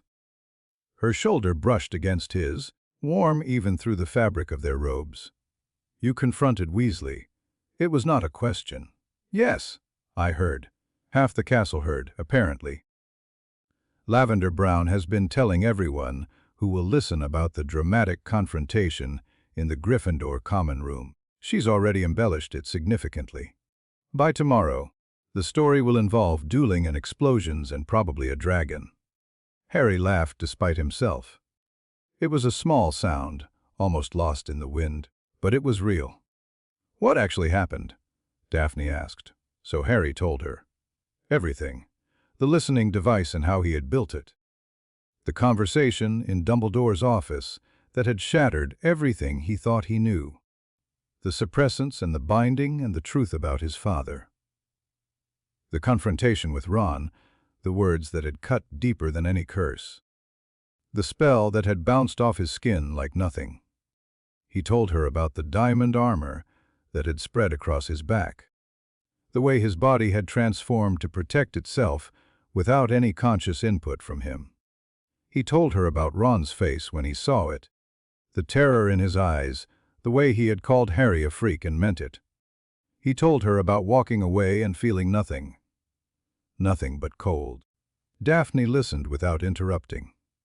When he finished, she was quiet for a long moment, staring out at the darkness. "The Greengrass family has a condition," she said finally. Her voice was softer than he had ever heard it, stripped of its usual cold precision. "A blood curse, they call it. It causes our magic to become unstable over time. Dangerous, unpredictable. My grandmother died from it. My mother carries it. My sister Astoria has it worse than any of us." Harry looked at her. In the starlight, her face was pale and sharp, all angles and shadows. "Astoria is 14 years old," Daphne continued. "She is brilliant and kind, and she wants to be a healer when she grows up. She may not live past 30. I'm sorry." "Don't be. That's not why I'm telling you." Daphne turned to face him, and there was something in her expression that Harry had never seen before. Vulnerability, pain, truth. "When I was 12, I decided I would not accept the diagnosis. I would not simply wait for my magic to tear me apart from the inside. I would find out why the curse existed and how to break it." "Did you?" "I found out the why." She paused, seeming to gather herself. "The curse isn't magical, Harry. It's genetic. Our DNA is damaged, twisted in ways that wizarding medicine can't understand, because wizards don't understand genetics. They don't study it. They don't believe in it. They think blood is just blood, that magic is separate from the body, that cells and chromosomes and amino acids are muggle nonsense that has nothing to do with the wizarding world. But you know better. I know that somewhere in the Greengrass bloodline, something alien got mixed in." Her voice hardened. "Something that doesn't belong on Earth. Something that our bodies have been fighting against for generations. Something that our magic has been trying to reject. That's why the curse exists. We're hybrids, Harry. Just like you. Except our hybrid heritage is killing us." Harry stared at her. The wind howled around them, cold and relentless, but he barely felt it anymore. "You knew." His voice came out rough. "From the moment you started watching me. You knew what I was. I suspected. I saw the signs, the way you think, the way you perceive things, the way you don't quite fit, no matter how hard you try." Her hand reached out and touched his arm, her fingers cold against his skin. "I approached you because I thought you might understand. Because I thought you might be the only person in this castle who could understand what it feels like to be something other than human." "What does it feel like?" Daphne's eyes glistened in the starlight. When she spoke, her voice was barely above a whisper. "It feels like being alone in a room full of people. Knowing that none of them could ever truly see you. Knowing that if they did see you, if they saw what you really were, they would run. Or fight. Or try to fix you." She laughed, and the sound was hollow. "Everyone wants to fix us, Harry. To make us normal. To make us fit. They don't understand that we were never meant to fit. We were meant to be something else entirely." Harry was quiet for a long moment. Then he reached out and took her hand. "You're not alone," he said. "Not anymore." Daphne's breath caught. Her fingers tightened around his, and for a moment she looked young, vulnerable, human in a way he had never seen her. "Neither are you," she whispered. They sat there on the edge of the tower, two hybrids in a world that had never made a place for them, and watched the stars wheel overhead. Finally, Daphne spoke again. "So what now?" Harry thought about it. About Dumbledore and the suppressants. About Ron and Hermione, and the betrayal that cut deeper than any curse. About the symbol in the dungeon and the data cube in his pocket and the city beneath the castle that was calling to him. "Now," he said slowly, "I find out the truth. About my father. About Undertown. About what I am." He looked at Daphne, and something cold and determined settled in his chest. "And then I make everyone who lied to me pay." Daphne smiled. It was not a nice smile. "I can help with that." "I know you can."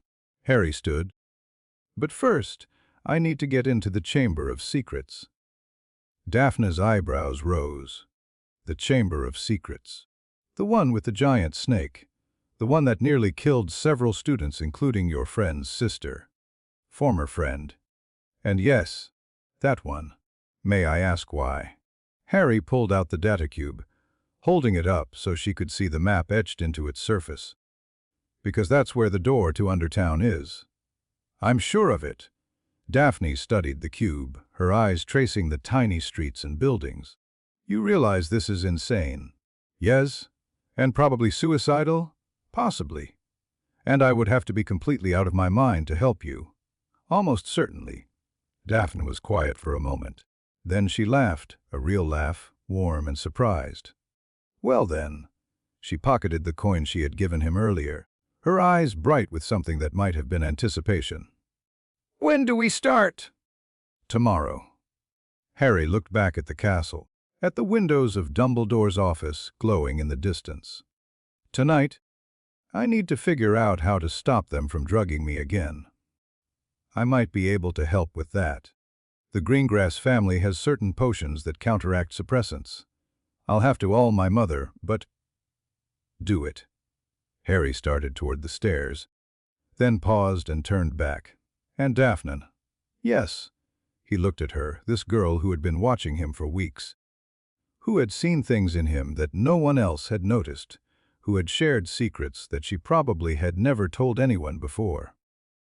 In the starlight, she looked different than she did in the harsh light of day. Softer, more real. Thank you, he said quietly, for believing me, for understanding, for not being afraid of what I am. I didn't say I wasn't afraid. Her lips curved into something that was almost a smile. I'm terrified. You're probably the most dangerous person in this castle. And you don't even know the extent of what you can do yet. But fear is not the same as rejection. I can be afraid of you and still choose to stand beside you. Why would you choose that? Because being alone is worse than being afraid. She held his gaze, her blue eyes steady in the darkness. And because I suspect that when you finally discover what you're capable of, I want to be there to see it. I want to be on the right side of whatever's coming. Harry nodded slowly. Why monsters have to stick together? Daphne's almost smile widened into something genuine. Now you're catching on, Potter. She walked past him. Down the stairs, her footsteps echoing in the empty tower. Harry stayed for another hour, watching the sky, letting the cold sink into his bones until he could not feel the ache in his chest anymore. The stars wheeled overhead, the same stars that had shone on Hogwarts for 1,000 years. The same stars that had watched the founders build their school over a hidden city. The same stars that had seen his father arrive from wherever he had come from and leave again without looking back. Harry thought about his mother. Lily Potter, with her red hair and her green eyes and her supposedly legendary capacity for love.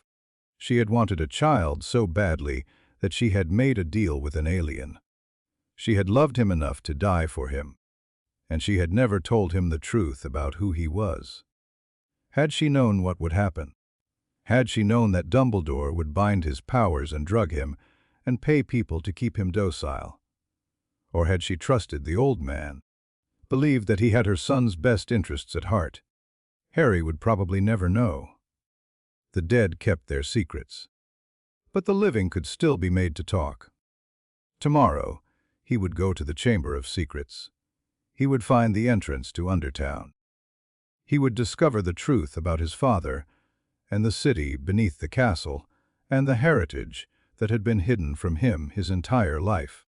And then he would decide what to do about Dumbledore, about Hermione, about all of them. He went down to the room of requirement, which provided him with a bed that was far more comfortable than anything in Gryffindor Tower. The room had also provided a small bathroom, a writing desk, and a window that showed a starscape that definitely was not the view from any part of Hogwarts he knew. The stars were wrong. Too bright, too close, arranged in patterns he did not recognize. He wondered if his father had looked at stars like these somewhere far away. Harry lay down on the bed, still in his robes, and stared at that impossible sky. The exhaustion hit him all at once. 36 hours of wakefulness crashing down like a wave. His eyes grew heavy, His thoughts began to blur. He dreamed of cities made of light and voices, speaking in languages he almost understood. He dreamed of walking through streets that hummed with frequencies only he could hear. He dreamed of reaching out and touching walls that yielded to his hand, doors that recognized him, machines that woke at his approach. He dreamed of a voice that sounded like his own, saying words he could not quite make out. "Welcome home," the voice whispered. "We have been waiting for you." And somewhere beneath the castle, in the darkness where the hum had grown into a song, something ancient opened its eyes. The air was coming at last. It was time to prepare a proper welcome. The entrance to the Chamber of Secrets had not changed in 4 years. Harry stood in Moaning Myrtle's bathroom, staring at the circle of sinks that concealed the most dangerous secret in Hogwarts. The tiles were cracked and yellowed with age. The mirrors were clouded, reflecting distorted versions of himself and Daphne that seemed almost monstrous in the flickering candlelight. Water dripped from a leaky tap somewhere, a steady rhythm that echoed off the walls like a heartbeat. Myrtle herself was nowhere to be seen. Harry had checked the U-bend twice. "This is it." Daphne's voice was carefully neutral, but Harry could hear the skepticism beneath it. "The entrance to an ancient alien city is hidden in a girl's lavatory. The entrance to the Chamber of Secrets is hidden here. Whether it leads to Undertown remains to be seen. And you're certain about this because the data cube says so." Harry pulled the metal cube from his pocket, holding it up so Daphne could see the map etched into its surface. The lines were clearer now than they had been yesterday, the details sharper, as if the cube was responding to their proximity to the destination. "See this intersection here? That's directly beneath where we're standing. And this larger structure, the one that looks like a central hub, is approximately 200 meters below the chamber itself." Daphne studied the cube with narrowed eyes. "How do you know the scale? How do you know any of these measurements?"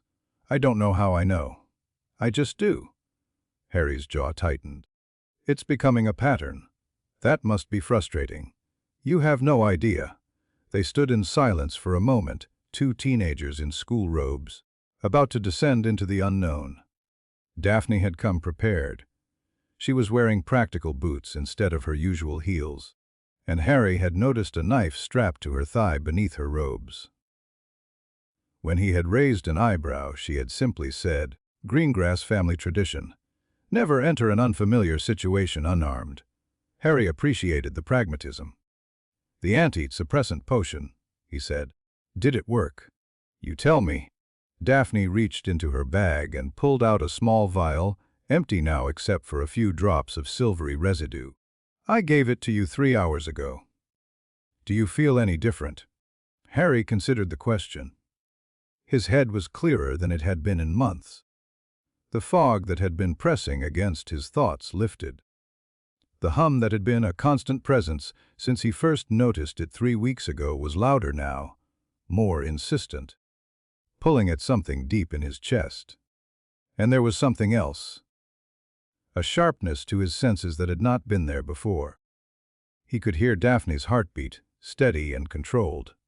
He could smell the lavender in her shampoo, the ink on her fingers from writing, the faint metallic tang of the knife she carried. He could see details in the dim bathroom that should have been invisible, the individual grains of dust floating in the air, the hairline cracks in the porcelain sinks. "Yes," he said quietly. "I feel different." "Good different or bad different?" "I haven't decided yet." Harry turned to the sink with the tiny snake carved into its tap. He had stood here once before, 12 years old and terrified, about to face a monster to save a girl he barely knew. He had been so certain then, so sure of who he was and what he needed to do. Now he was neither. "Open," he said in Parseltongue.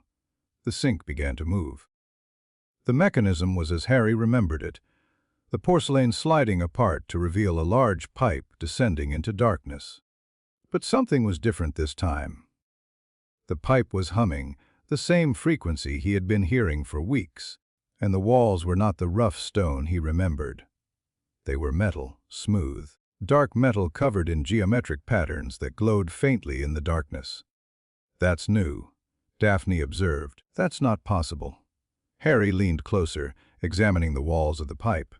"I came down here in second year. This was stone. Old, wet stone with moss growing on it. Perhaps it changed. Pipes don't change. Perhaps these ones do." Harry looked at her sharply. But Daphne's expression was unreadable.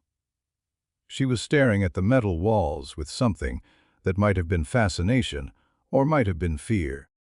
"The patterns," she said quietly. "They're the same as the ones on your data cube. The same as the symbol in the dungeon." She was right. Harry could see it now, the geometric ratios repeating throughout the design, the mathematical precision that felt more like home than anything in the magical world ever had. "I'm going down," he said. "You don't have to come. Don't be ridiculous." Daphne moved to stand beside him at the edge of the pipe. "I didn't drink that foul potion and sneak out of Slytherin at 3 in the morning to turn back now. It could be dangerous. Everything worth doing is dangerous." She looked at him, and in the dim light her eyes seemed almost silver. "Besides, I told you, we monsters stick together." Harry felt something shift in his chest. Something that was not quite the hum, not quite the sharpness of his enhanced senses. Something warmer. "Together, then," he said. They jumped. The slide down was nothing like Harry remembered. In second year, it had been a terrifying plunge through darkness, wet and cold and seemingly endless. He had landed in a pile of rat bones and spent the next several minutes trying not to throw up. This time, the descent was controlled. The metal walls of the pipe seemed to respond to their presence, slowing their fall, guiding them downward in a spiral that was almost gentle. The geometric patterns on the walls pulsed with light as they passed, a soft blue glow that illuminated their path. Harry's enhanced senses were working overtime. He could feel the vibrations in the metal, could hear the hum growing stronger as they descended. The air was changing too, becoming cleaner somehow, losing the musty dampness of the castle above. They landed on their feet. The Chamber of Secrets was gone. Or rather, it had been transformed. The massive stone cavern with its serpent pillars and statue of Salazar Slytherin had been replaced by something else entirely. They stood in a circular room with walls of the same dark metal as the pipe, covered in the same glowing patterns. The ceiling arched high above them, dotted with lights that looked almost like stars. In the center of the room was a door. Not a magical door, not a stone archway, but a door made of the same metal as the walls, with a circular window in its center and a panel beside it covered in symbols Harry did not recognize but somehow understood. "What is this place?" Daphne's voice was hushed, almost reverent. "An airlock." The word came to Harry without thought, pulled from somewhere deep in his memory. "A decontamination chamber. This is where visitors would be processed before being allowed into the city." "How do you know that?" "I don't know." His hands were shaking. He clenched them into fists. "I don't know how I know any of this. It's just there in my head, like someone put it there without asking." Daphne was quiet for a moment. Then she reached out and took his hand, her fingers cool against his skin. "Whatever you are," she said quietly, "whatever is happening to you, you are not alone in it. Remember that?" Harry looked at her. In the soft blue light of the chamber, she looked different, younger, more vulnerable. The Ice Queen mask she wore in public was gone, replaced by something real. "Thank you," he said. She squeezed his hand once, then let go. "Now, how do we open the door?" Harry approached the panel beside the door. The symbols were meaningless to his eyes, but when he reached out to touch them, his fingers moved on their own. Pressing, sliding, entering a sequence that he could not have named but knew instinctively. The door hissed open. Beyond it was a world Harry had never imagined. The city stretched out below them, a vast cavern that seemed to have no end. They stood on a platform at the top of a cliff face, looking down at streets and buildings that defied everything Harry thought he knew about architecture. The structures were made of the same dark metal as the airlock, but they were alive with light. Windows glowed in 100 different colors. Bridges arched between buildings, thin and delicate and impossibly strong. What looked like vehicles moved along paths that seemed to float in mid-air. And the sky. There was a sky impossibly, a dome of darkness dotted with stars that were too bright and too close. Harry realized they were not stars at all. They were lights, bioluminescent fungi, growing on the ceiling of the cavern, creating the illusion of a night sky that had never known the sun. Undertown. Daphne breathed. The word did not do it justice. The air was different here. Cleaner than the castle above, with a faint metallic tang that was not unpleasant.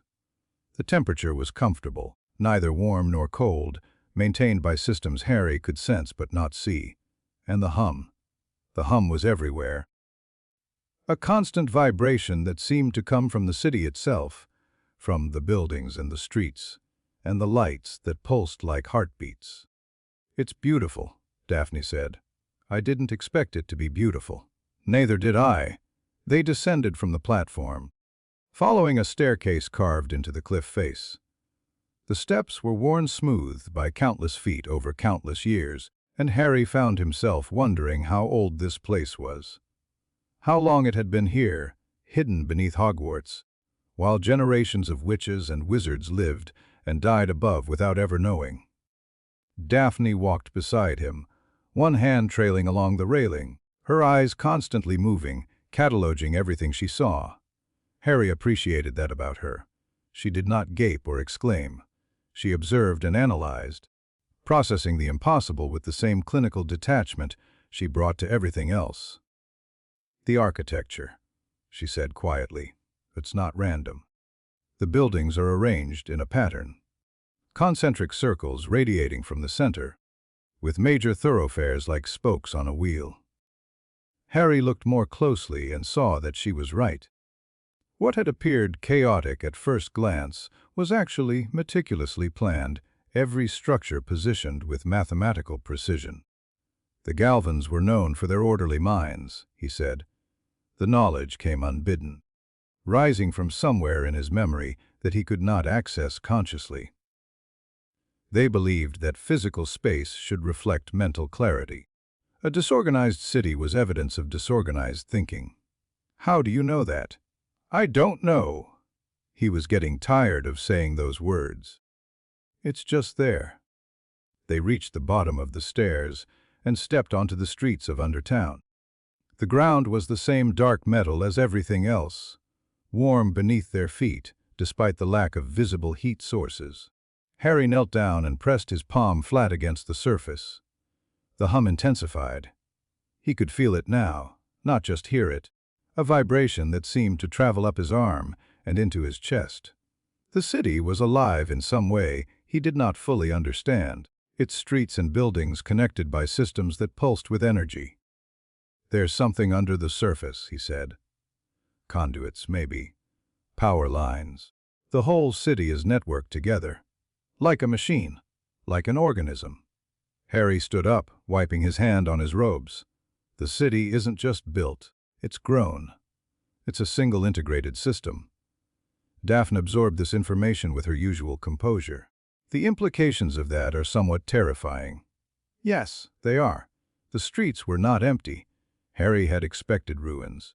He had expected the remnants of a civilization long dead, archaeological evidence of something that had once existed but was no more. Instead, he found life. The beings that walked the streets of Undertown were not human. They came in shapes and sizes that defied classification. Some were tall and thin, with skin that seemed to shimmer and shift between colors as they moved. Others were short and stocky, their bodies covered in what might have been scales, or might have been armor, or might have been something else entirely. Harry saw something that looked like a walking crystal, its body refracting the bioluminescent light into rainbows that danced across nearby walls.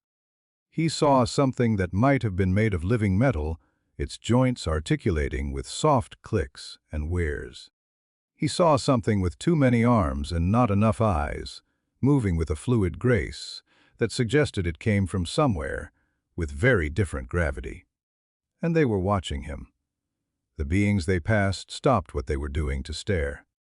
Conversations died mid-sentence. Work was abandoned. A creature that had been repairing something on the side of a building let its tools fall to the ground, its many eyes fixed on Harry with an intensity that was almost painful. Within minutes, a crowd had gathered. They kept their distance, staying at least 10 meters back, but they followed, whispering in languages Harry did not understand, pointing with appendages that were not quite hands. Some of them looked afraid, others looked hopeful. A few looked hungry. "They know who you are," Daphne said quietly, moving closer to him. "Or at least they know what you are." "How can they know?" "I didn't know until 2 days ago. Your heritage is written in your DNA. Perhaps they can sense it." Her shoulder brushed against his arm. "We should keep moving. I don't like being surrounded by unknown entities in an unknown location." Agreed. Harry pulled the data cube from his pocket and found that the map had changed. A path was illuminated now. A line of golden light leading from their current position through the maze of streets toward the central structure he had seen from above. The cube was warm in his hand, almost hot, pulsing with the same rhythm as the city beneath his feet. "This way," he said.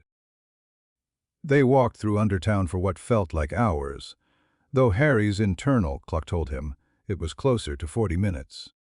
The architecture shifted as they moved deeper into the city.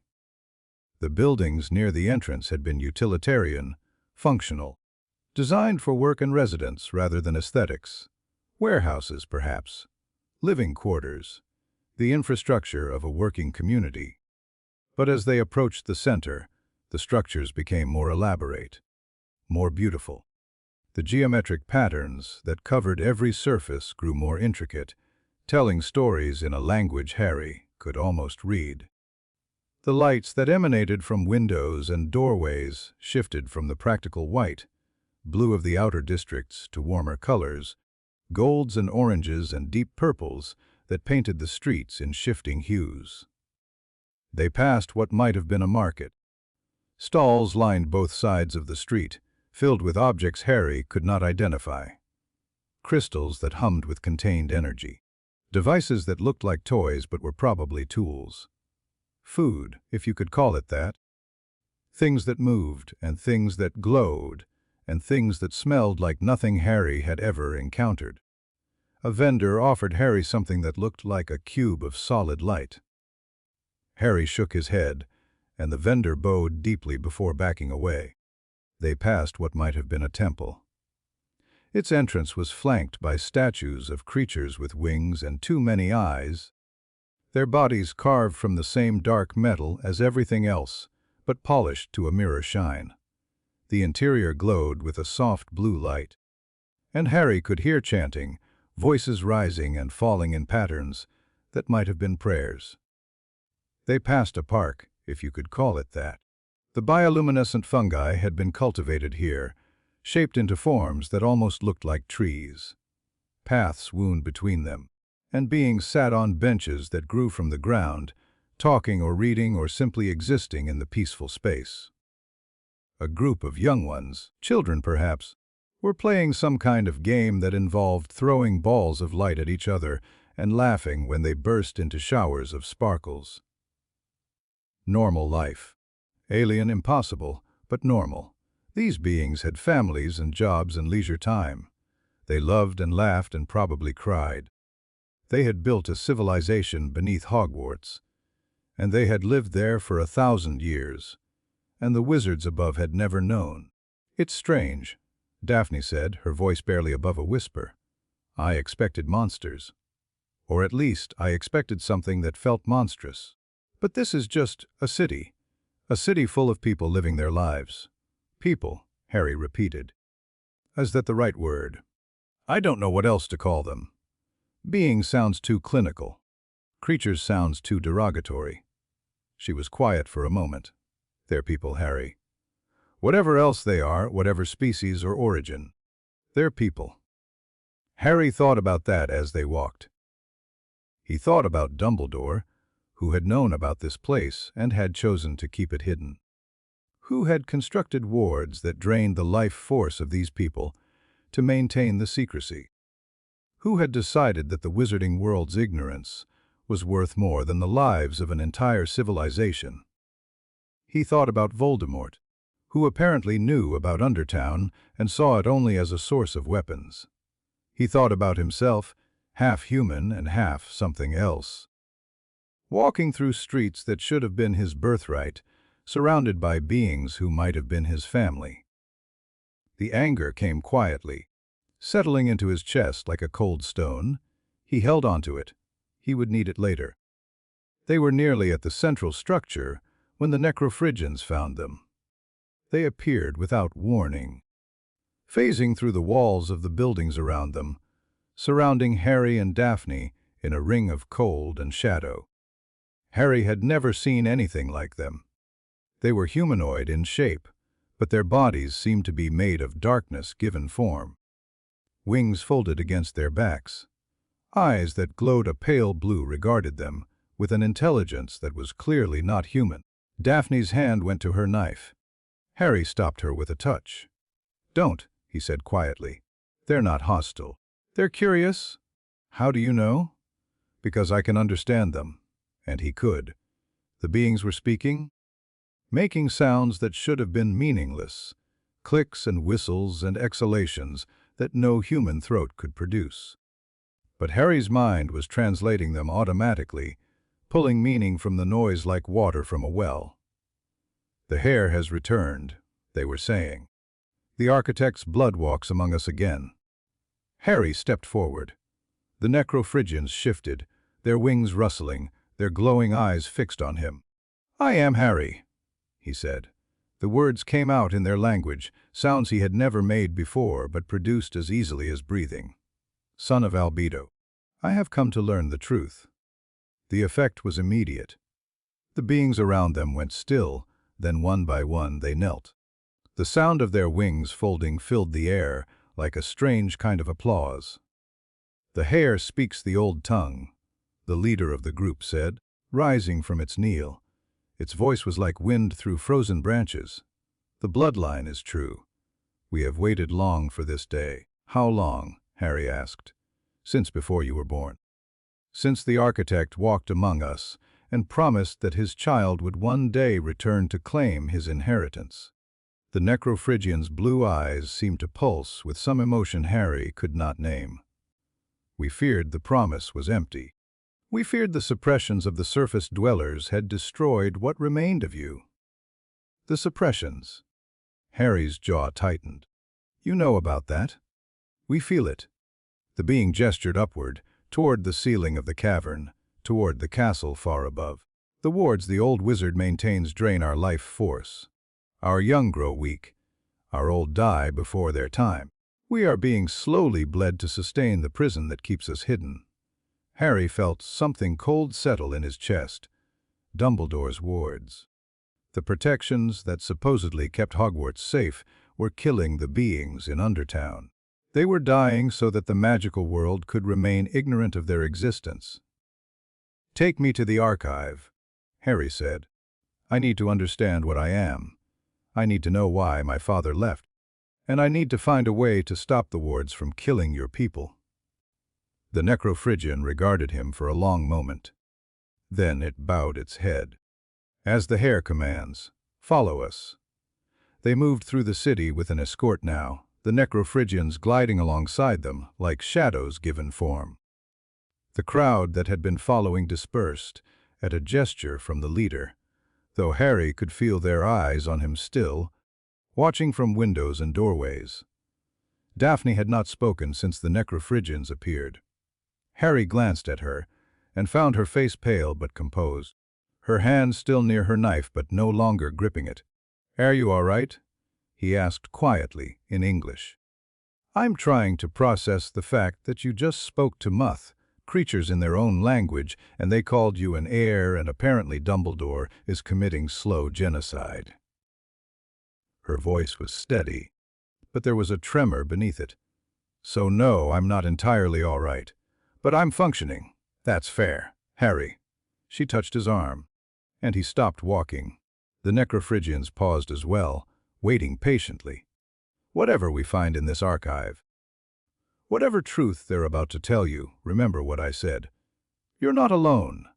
He looked at her, this Slytherin girl who had no reason to help him, who had followed him into the depths of the earth based on nothing but curiosity and a shared sense of not belonging. Her blue eyes were steady. Her jaw was set. She meant it. I know, he said. Thank you. The archive was in the center of Undertown. It was the largest structure in the city. A tower that stretched from the floor of the cavern to the very ceiling, its surface covered in the same geometric patterns Harry had seen everywhere, but somehow more intricate, more alive. The doors were massive, easily 3 times his height, and they opened at his approach without being touched. Inside was a library. No, not a library. Libraries were collections of books, organized knowledge stored in paper and ink. This was something else.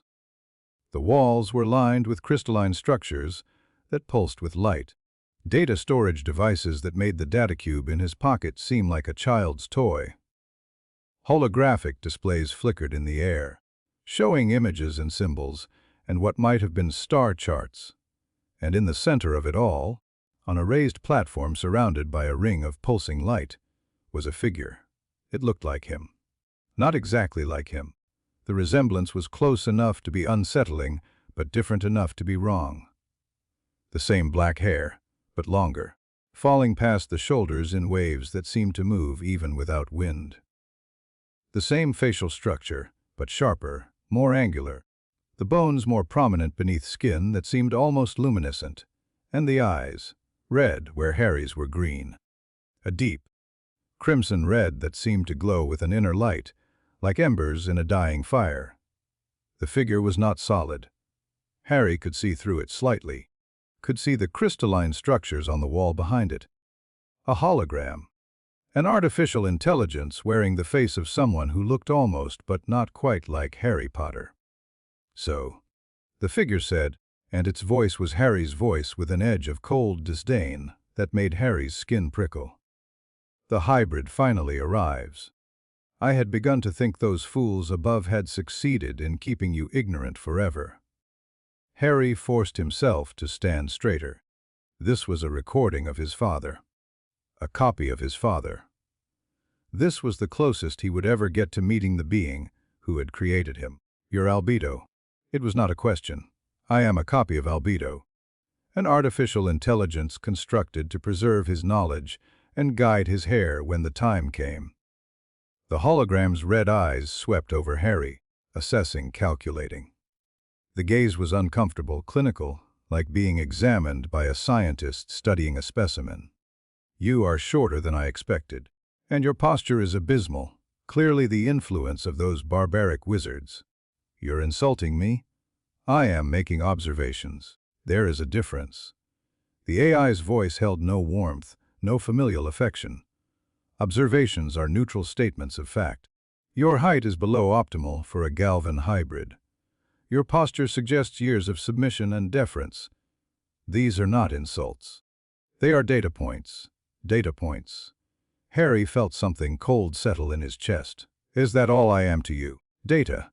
You are the culmination of decades of work. You are the bridge between biological and technological paradigms that ALBEDO devoted his existence to creating. You are his legacy, his continuation, his hope for a future he will never see. The hologram paused.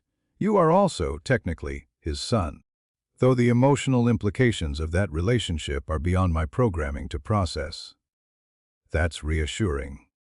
I do not deal in reassurance. I deal in truth. The AI's gaze shifted to Daphne, and something like curiosity flickered across its artificial features. And you have brought a companion. Interesting. I was under the impression that the surface dwellers had isolated you from meaningful connection. They tried. Daphne's voice was cool, matching the AI's disdain with her own. She stepped forward to stand beside Harry, her shoulder brushing his. They failed, evidently. The hologram studied her with the same clinical attention it had given Harry. You have hybrid markers as well, degraded, diluted by generations of interbreeding with pure humans, but present. The Greengrass bloodline, if I am not mistaken.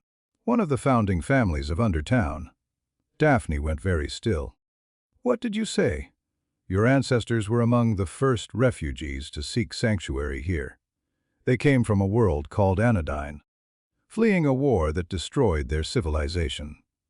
They interbred with the local human population, but the genetic markers remain. The AI's lips curved into something that was almost a smile. The blood curse that afflicts your family is not a curse at all. It is a reversion. Your alien DNA is trying to reassert itself, and your human physiology cannot accommodate the change. Harry felt Daphne's hand find his. Her fingers were trembling. "Can it be stopped?" she asked. Her voice was steady, but Harry could hear the fear beneath it. The reversion. Is there a way to prevent it from killing my sister? There are several potential approaches. Genetic stabilization therapy. Controlled awakening of the dormant sequences. Complete suppression of the alien markers, though that would eliminate any unique capabilities the bloodline possesses. The AI tilted its head. I will provide you with the relevant data before you leave. Consider it a gesture of goodwill toward a fellow hybrid. Thank you. The words came out choked. Thank you. Do not thank me. Thank the being who created me. The hologram turned back to Harry. Very well. You have come seeking truth. That is your right as the heir. Ask your questions, and I will answer as my programming permits. Harry had 1,000 questions.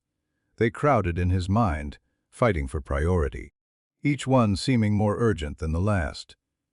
He forced himself to focus, to organize, to think like the being his father apparently was. Who was Albedo? He asked. What was he? Where did he come from? Albedo was a Galvan, a member of a species known throughout the galaxy for their superior intelligence. The AI gestured, and a holographic image appeared in the air. A small creature, perhaps 6 inches tall, with green skin and large eyes that took up most of its face. This is a Galvan in its natural form. Physically unimpressive, easily overlooked, but possessed of cognitive abilities that far exceed any other known species. The image shifted, showing the same creature but different, taller, more human in shape, red eyes replacing the original green. This is Albedo as he existed when he arrived on this world. He had been experimenting with genetic modification, attempting to create a form that could interact more easily with larger species. The experiment was partially successful. It also had side effects. What kind of side effects? His DNA became unstable, flexible. He could no longer maintain a single form indefinitely. Instead, he found that he could shift between multiple configurations, each with different capabilities. The AI paused. The trait was passed to you, Harry.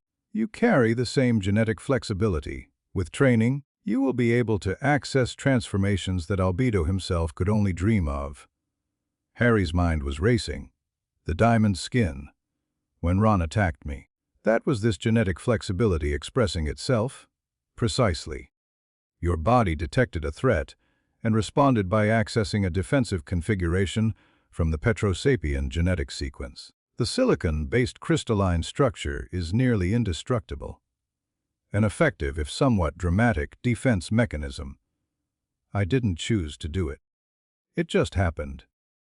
Because you have never been trained to control your abilities. The suppressants and bindings placed upon you have prevented normal development. The AI's voice carried a note of disapproval that seemed almost personal. You should have been receiving instruction since you were old enough to understand. Instead, you have been kept ignorant and weak, your potential squandered to satisfy the fears of lesser beings. Dumbledore thought he was protecting the world. Dumbledore thought he was protecting his world, the wizarding world. He cares nothing for the beings who live beneath it. The AI's red eyes flashed. His wards are killing my people, Harry. Every day they remain active, they drain a little more of the life force that sustains this city. In 10 years, perhaps less, there will be no one left. I know. Harry's voice was hard. The Necrophrygians told me. Then you understand the urgency. The binding on your core is failing. Within weeks, you will have access to abilities that could reshape this world. The question is what you will do with them. Harry looked at the hologram of his father's creation, at the red eyes that held centuries of knowledge and decades of waiting. He thought about everything he had learned in the past 2 days. The suppressants, the betrayals, the hidden city, the dying people. I'm going to save Undertown, he said. And then I'm going to make the wizards understand that they're not alone in this world. That they never have been.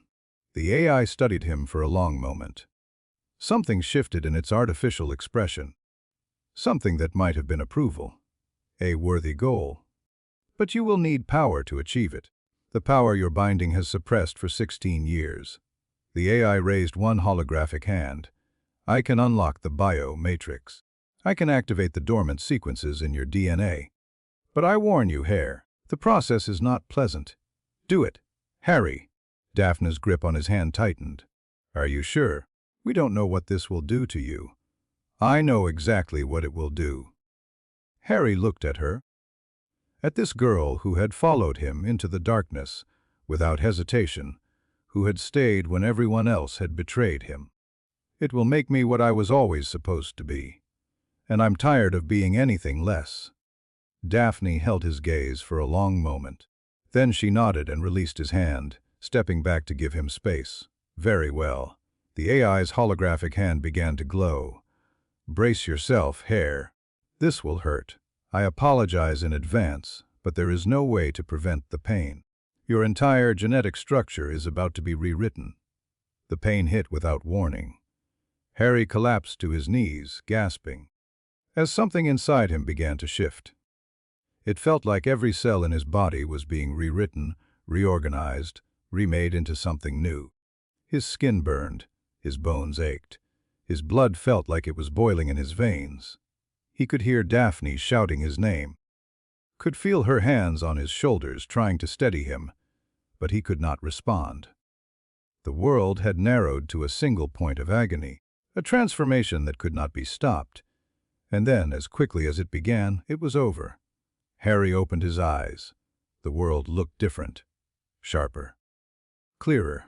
Colors he had never seen before danced at the edges of his vision, frequencies his human eyes had never been capable of perceiving. He looked down at his hands. They were the same, human, ordinary, but they did not feel ordinary. They felt like potential, like weapons waiting to be deployed. What did you do to me? I unlocked the biomatrix. The AI's voice was clinical, almost bored. Your DNA has been activated. The sequences that were dormant are now accessible. With practice, you will be able to trigger transformations at will. For now, they may occur instinctively in response to threat or stress. Harry climbed slowly to his feet. Daphne was beside him, her face pale, her eyes wide with something that was not quite fear. Are you all right? She asked. I think so. Harry flexed his hands, watching the play of muscle beneath skin. I feel different. More. More what? Just more. The AI observed this exchange with what might have been amusement. There is one final piece of information you require, Hare. The wards that the old wizard maintains to hide this city are not merely concealment spells. They are anchored to the life force of the beings who dwell here. Every day they remain active, they drain a little more from those below. In 10 years, perhaps less, there will be no one left. Harry's newly enhanced perception caught the flicker of movement behind him. The Necrophrygians who had escorted them here were standing at the entrance to the archive, their blue eyes fixed on him. Waiting. Can the wards be taken down without exposing the city? They can be modified. The power source can be changed from the inhabitants to another anchor. But doing so would require access to the ward stone, which is located in the heart of Hogwarts itself, and the cooperation of a wizard powerful enough to reshape the enchantments. Dumbledore will never cooperate. Then you will need to find another way. The AI's form flickered slightly. I have given you what knowledge I can. The rest is up to you, Hare. You are the bridge between worlds. The question is whether you will use that position to connect or to destroy. Harry looked at the hologram of his father's creation, at the red eyes that held centuries of knowledge and decades of waiting. I'm going to save these people, he said. And then I'm going to make the wizards understand that they're not alone in this world, that they never have been a worthy goal. The AI's form began to fade. One final warning, Hare. The being called Voldemort has discovered the existence of this city. He believes there are weapons here that could aid his cause. He will come for Undertown, and when he does, you will need to choose what you are willing to sacrifice to stop him. The hologram vanished. Harry stood in the archive, surrounded by the accumulated knowledge of a civilization he had not known existed until hours ago, and felt the weight of his new reality settle onto his shoulders. He was not human. He had never been human. And the world above. The world that had raised him and lied to him and tried to suppress everything he was, had no idea what was coming. We should go, Daphne said quietly. We've been gone too long. Someone will notice. Harry nodded, but he did not move immediately. He was looking at the crystalline structures on the walls, at the knowledge they contained, at the legacy his father had left behind. I'll be back, he said to the empty room. I'll be back and I'll fix this. I promise. There was no answer. But the lights on the walls seemed to pulse a little brighter, just for a moment. They made their way back through Undertown, escorted by the Necrophrygians, watched by the beings who had lived in darkness for 1,000 years. The city seemed different now that Harry knew its secrets, less alien and more like home. He could feel its heartbeat now, literally feel it. The pulse of energy that flowed through its streets like blood through veins. His enhanced senses picked up details he had missed before. The conversations in a dozen different languages. The smells of food and machinery and life. The subtle vibrations that told him where every being in a 100-meter radius was standing. His people. Whether they wanted to be or not. Whether he was ready for it or not, these were his people. The beings they passed reacted differently now. Before, they had watched with curiosity and caution. Now they watched with something closer to hope. Word had spread, somehow, in the time it had taken them to visit the archive. The Hare had awakened. The Hare had accepted his role. The future that had seemed impossible for so long might finally be within reach. A child, or what Harry assumed was a child, ran up to him as they walked. It was small and covered in soft blue fur, with eyes that were too large for its face. It pressed something into his hand, a crystal that glowed with a soft inner light, and then ran away before Harry could respond. He looked at the crystal. It was warm in his palm, pulsing with the same rhythm as the city. A gift, the lead Necrophrygian explained. A blessing stone. The young ones give them to those they wish to protect. Harry closed his hand around the crystal and said nothing. But he did not let it go.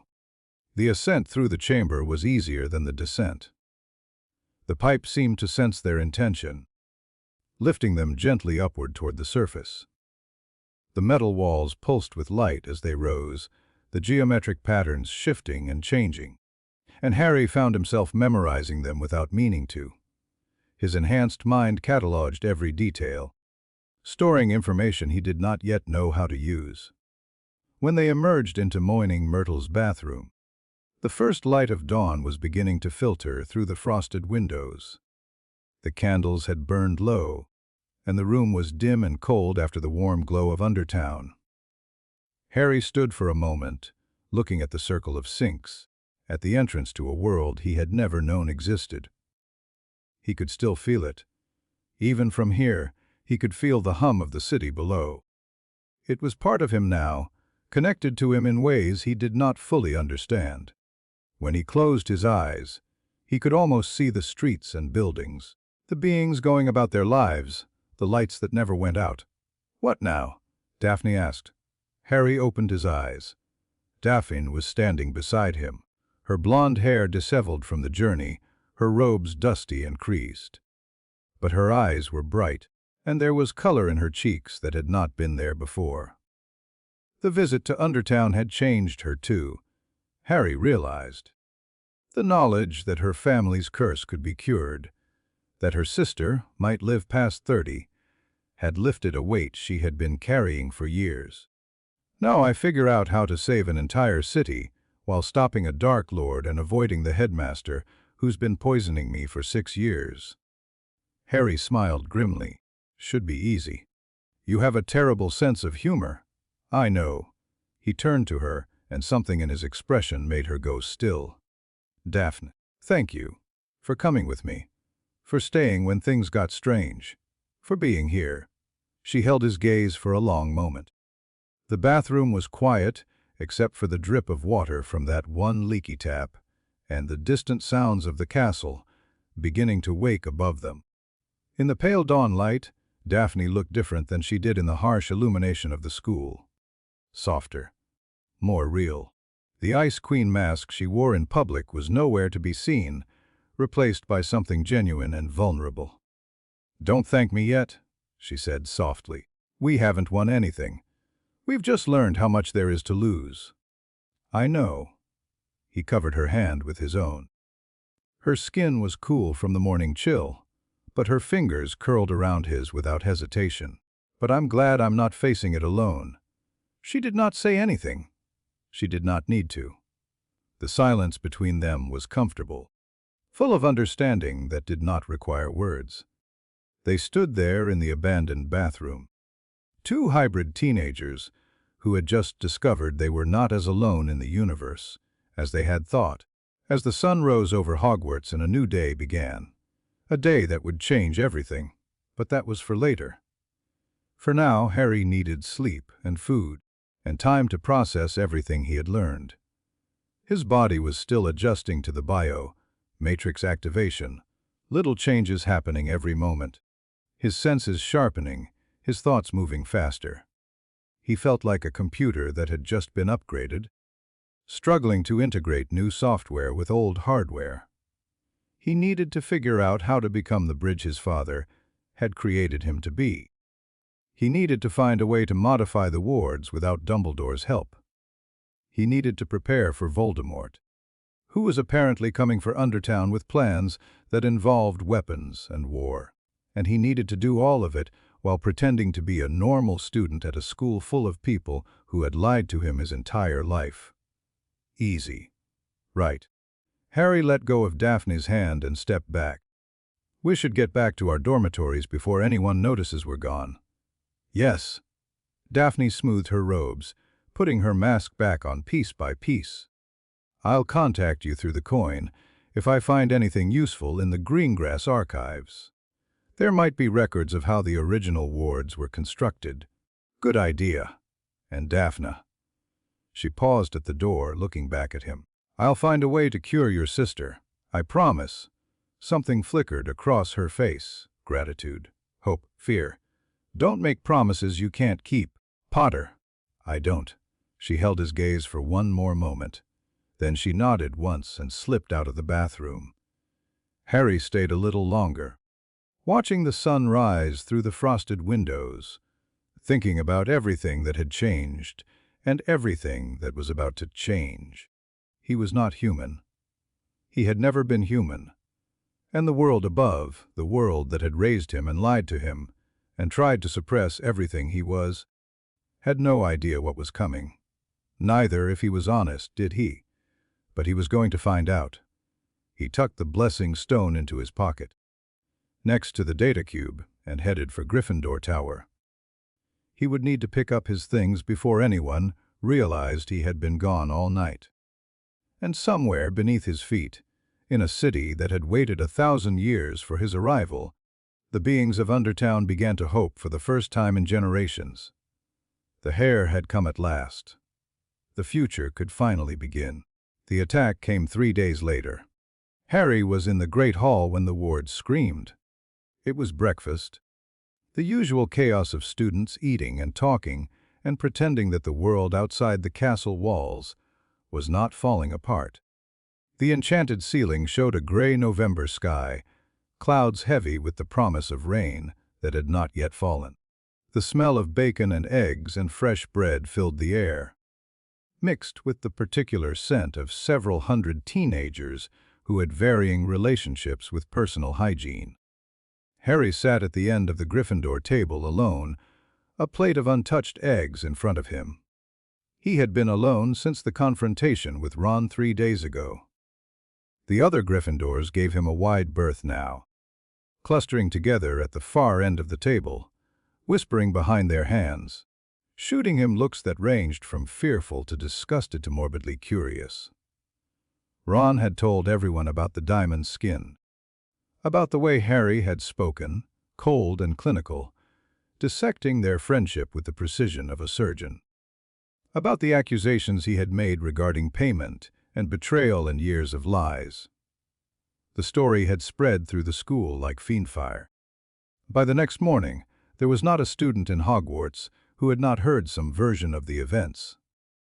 Harry Potter was not human. Harry Potter was dangerous. Harry Potter had finally snapped. Some of the versions were wilder than others. One rumor claimed Harry had turned into a troll. Another said he had killed Ron and the boy walking around was actually an imposter. A third, which Harry found particularly amusing, suggested he was actually the reincarnation of Salazar Slytherin, come to purge the school of Muggleborns. Harry did not bother correcting any of them. He did not care, he had bigger problems. Across the hall, at the Slytherin table, Daphne caught his eye. She raised an eyebrow in silent question. Harry shook his head slightly, nothing to report. The past 3 days had been quiet, almost eerily so. No word from Dumbledore. No summons to the headmaster's office. No attempts to rebind him or drug him or suppress what he was becoming. It felt like the calm before a storm. The wards screamed and the world changed. It was not a sound in the traditional sense. It was a vibration, a pressure, a wrongness that pressed against Harry's enhanced senses like a physical weight. The plates on the tables rattled, silverware dancing across wood. The candles flickered, flames bending in directions that had nothing to do with any breeze. The enchanted ceiling went dark, the gray clouds replaced by static, by nothing. Several students cried out, clutching their heads as the magical protections that had guarded Hogwarts for 1,000 years began to fail. First years screamed. Older students reached for wands that suddenly felt cold and wrong in their hands. A Hufflepuff girl near the doors fainted outright, her friend barely catching her before she hit the floor. Dumbledore was on his feet in an instant, his wand in his hand, his face pale beneath his beard. The twinkle was gone from his eyes, replaced by something hard and ancient and dangerous. McGonagall rose beside him, her lips pressed into a thin line, already transfiguring the air into a protective barrier. Flitwick had his wand out, charms flying from his lips in rapid succession. Snape was moving toward the doors, his robes billowing, his expression unreadable.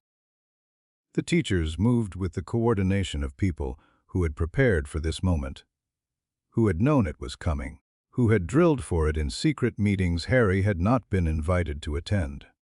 Harry moved too. He was across the great hall before anyone could react, his enhanced speed carrying him to the entrance doors in the time it took most students to process what was happening. His legs pushed off the stone floor with force that cracked the flagstones, his body a blur of motion that left confused shouts in his wake. He threw the doors open and stepped out into the courtyard, and what he saw made his blood run cold. The sky was wrong. It was mid-morning. should have been the same gray November clouds the ceiling had shown before it failed. Instead, the sky was the color of dried blood.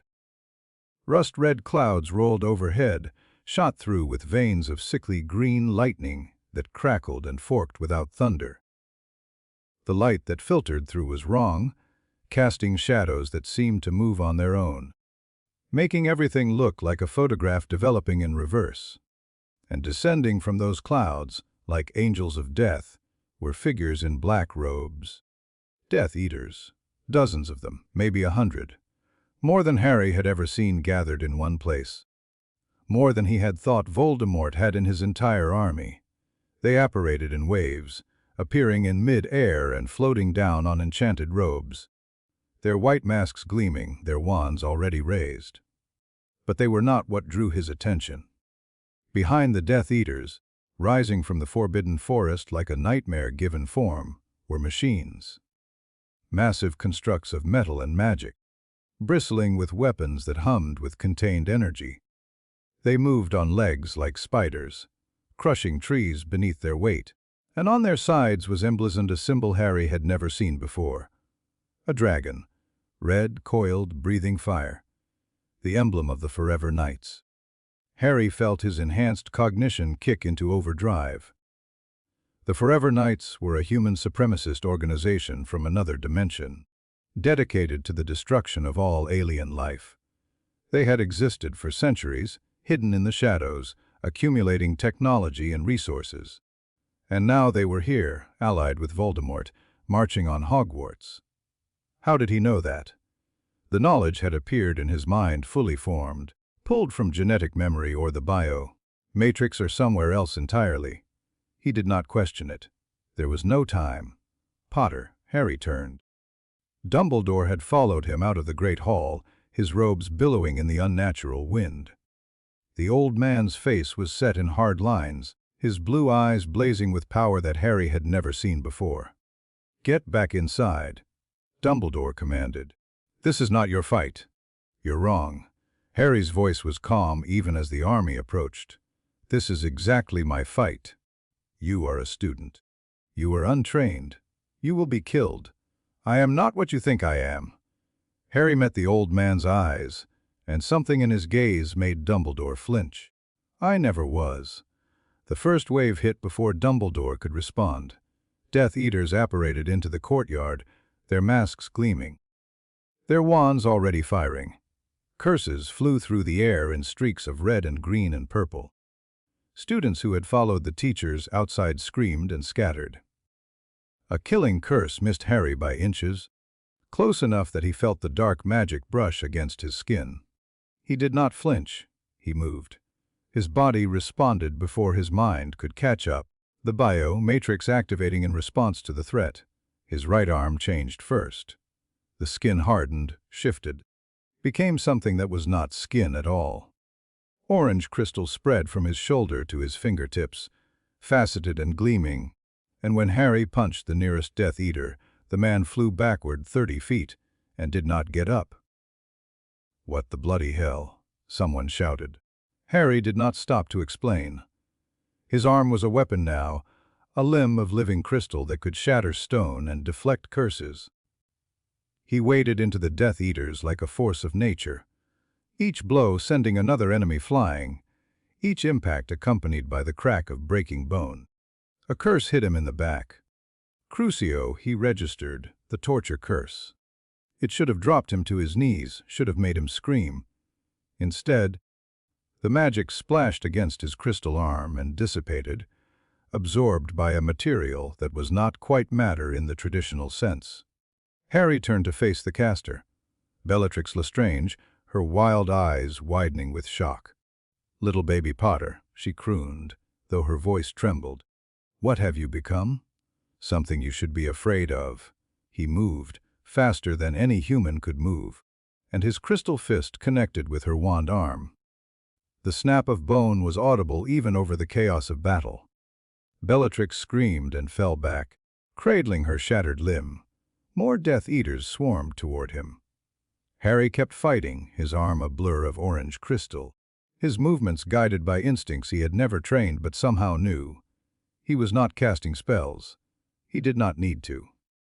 His body was the weapon now, and it was more effective than any wand. But the Death Eaters were not the real threat. The Forever Night War machines reached the edge of the wards, and they did not stop. They pushed through the ancient protections like they were not even there, their weapons tearing holes in enchantments that had stood for 1,000 years. The wards screamed again, louder this time, and Harry felt the magical protections begin to collapse. Whatever technology the knights were using, it was designed to neutralize magic, designed to level the playing field between wizards and mundane humans, designed to make the impossible possible. They had come prepared. The first machine opened fire. A beam of crackling energy swept across the courtyard, and where it touched the ground, the magic died. Students who had been fighting with wands suddenly found their spells fizzling out, their weapons useless. Teachers stumbled as their defensive enchantments failed. Only Harry kept fighting. The beam hit him dead center, and he felt something shift inside him. The binding on his core, the one Dumbledore had placed when he was 11, shuddered and cracked. The suppression that had been failing for weeks finally gave way entirely. Pain, incredible, searing pain, as 16 years of compressed potential exploded outward. Harry fell to his knees, gasping, as his body began to change in earnest. His arm was already crystal, but now the transformation spread. His eyes burned, and when he opened them, the world was painted in shades of heat, infrared vision replacing normal sight. His muscles screamed as they reformed, becoming denser, stronger, faster. 4 arms, Heat Blast, XLR8, Petrosapien. The names floated through his mind, fragments of genetic memory attached to capabilities he had never known he possessed. He was not becoming a single alien. He was becoming all of them at once, partial transformations stacking on top of each other in ways that should have been impossible. He stood up. His right arm was still orange crystal. His left arm had grown larger, the muscles bulging beneath skin that had turned a deep red. His eyes glowed with inner fire, and when he exhaled, smoke curled from between his lips. His legs felt different too, coiled with potential energy, ready to move at speeds that would make light itself seem slow. The Death Eaters stopped fighting. They were staring at him, terror written across what he could see of their faces beneath their masks. "What are you?" one of them whispered. Harry smiled. It was not a nice smile. "The answer to your worst nightmare." He moved. To the Death Eaters, he simply vanished. One moment he was standing in the center of the courtyard. The next he was among them, his crystal fist connecting with faces and chests, and wands with the speed of a machine gun. He moved between them like a ghost, leaving broken bodies in his wake, and by the time his conscious mind caught up with his actions, a dozen of them were down. The war machines turned their weapons on him. The energy beams hit Harry square in the chest, and for a moment the world went white. He felt the anti-magic field wash over him, felt it try to suppress what he was becoming. It failed. Harry was not magic anymore. He was biology. He was genetics. He was the product of millions of years of evolution from a dozen different worlds, compressed into a single human frame. The Forever Knights had designed their weapons to neutralize wizards. They had not designed them to neutralize aliens. Harry raised his left arm, the one that had grown massive and red, and he felt power surge through it. Not magical power, something else. Something that came from his cells rather than his core. He clenched his fist, and the nearest war machine crumpled like a tin can. The Forever Knights inside did not have time. Someone was shouting, "Puel, back, K!" Th's Tark Jasakumai. But Harry was already among them. He tore through the machines with his bare hands, his crystal arm punching through armor plating, his massive red arm ripping out components. One of the spiders tried to run, its legs churning, and Harry caught up to it in 2 steps, leaping onto its back and driving his fist through its central processor. The machine died with a screech of tortured metal. Harry stood on top of the wreckage, breathing hard, and surveyed the battlefield. The courtyard was chaos. Students and teachers were fighting alongside each other, using whatever they could get their hands on now that their wands were useless. House elves had appeared, throwing kitchen implements at Death Eaters with surprising accuracy. Hagrid was swinging a crossbow like a club, roaring incoherently. Neville Longbottom had picked up a fallen knight's weapon and was firing it at anything in black robes that moved. And in the middle of it all, standing in the entrance to the great hall with his wand raised and his face twisted with fury, was Lord Voldemort. "Harry Potter," the Dark Lord hissed, "at last we meet as equals." "We were never equals." Harry dropped from the ruined machine, landing in a crouch. "You're just a wizard with delusions of grandeur. I'm something you can't even comprehend." Voldemort's red eyes narrowed. Bold words for a child playing at power. "But I have seen the future, boy. I have made alliances that span dimensions. And I have come prepared." He raised his wand, and the air itself seemed to darken. Avada Kedavra. The killing curse streaked toward Harry, and he did not try to dodge. Instead, he raised his crystal arm and let the curse strike it directly. The green light splashed against the Petrosapian material, was absorbed, was nullified. Voldemort's face went slack with shock. "Impossible," he whispered. "You keep using that word." Harry began to walk toward the Dark Lord, his mismatched limbs carrying him forward with steady purpose. "I do not think it means what you think it means." Voldemort fired again, and again, and again. Killing curses, torture curses, blasting hexes, dark magic so fall that the air itself seemed to recoil. Harry walked through all of it. His crystal arm absorbed what it could. His enhanced reflexes dodged what it could not. And when a cutting curse managed to slice across his cheek, the wound healed almost instantly, his cells regenerating at a speed that should have been impossible. He reached Voldemort. The Dark Lord tried to apparate, but Harry's hand closed around his wrist before he could complete the motion. The crack of displaced air sounded, but Voldemort went nowhere. Harry's grip was too strong, the contact disrupting whatever magic the wizard was trying to use. "Let go of me," Voldemort snarled. "No." Harry's free hand, the massive red one, wrapped around Voldemort's throat. "You killed my mother," Harry said. His voice was calm, conversational. "You destroyed my childhood. You hunted me for 16 years. And now you've allied with beings who want to exterminate every alien in existence, including the people who live beneath this castle." Voldemort clawed at Harry's hand, but the grip was immovable. His red eyes were bulging, his pale face going purple. "Any last words?" A spell hit Harry from behind. Not a curse, something else. Something that felt like chains wrapping around his mind, trying to bind him, trying to suppress what he had become. Harry released Voldemort and spun around. Dumbledore stood 20 feet away, his wand raised, his face set in grim determination. "I am sorry, Harry," the old man said, "but I cannot allow you to become what you are becoming. The risk is too great. You're trying to bind me again." Harry felt the magic pressing against his mind, felt it trying to find purchase on something that was no longer entirely there. "After everything I've learned, after everything you've done, you're still trying to control me." "I am trying to protect the world. From me, from what you could become." Dumbledore's voice was heavy with regret. Albedo was brilliant, Harry. But he was also dangerous, arrogant. He viewed humanity as inferior, as tools to be used and discarded. "I see that same potential in you, and I cannot allow it to flourish." Harry felt something cold settle in his chest. Not anger. Something deeper. Something that felt like betrayal crystallizing into certainty. "You don't understand what I am," he said quietly. "You never did." He reached for the part of himself that had been awakening since the Matrix activation.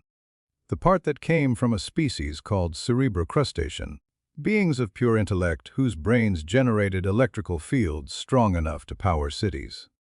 Brainstorm. Lightning exploded from Harry's body.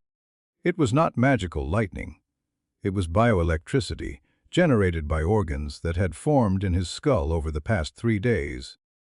Organs that were not quite a brain and not quite a battery, but something in between. The bolt struck Dumbledore's binding spell and shattered it, the magical chains dissolving into nothing. Dumbledore staggered backward, his wand sparking.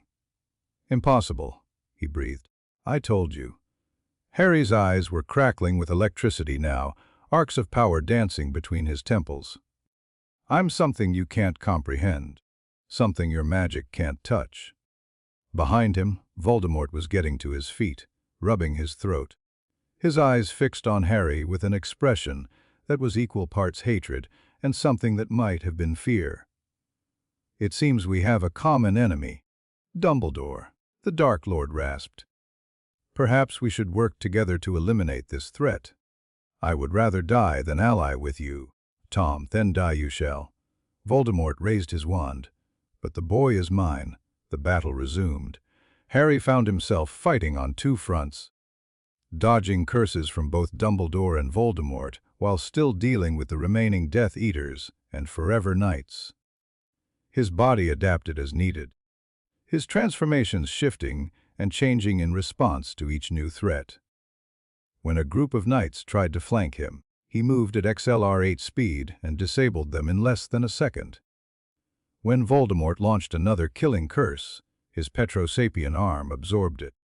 When Dumbledore tried a different binding spell, his brainstorm electricity fried it before it could take hold. But he was tiring. The transformations took energy, and he had been fighting for nearly 20 minutes without pause. His movements were slowing, his reactions becoming less sharp. He needed help.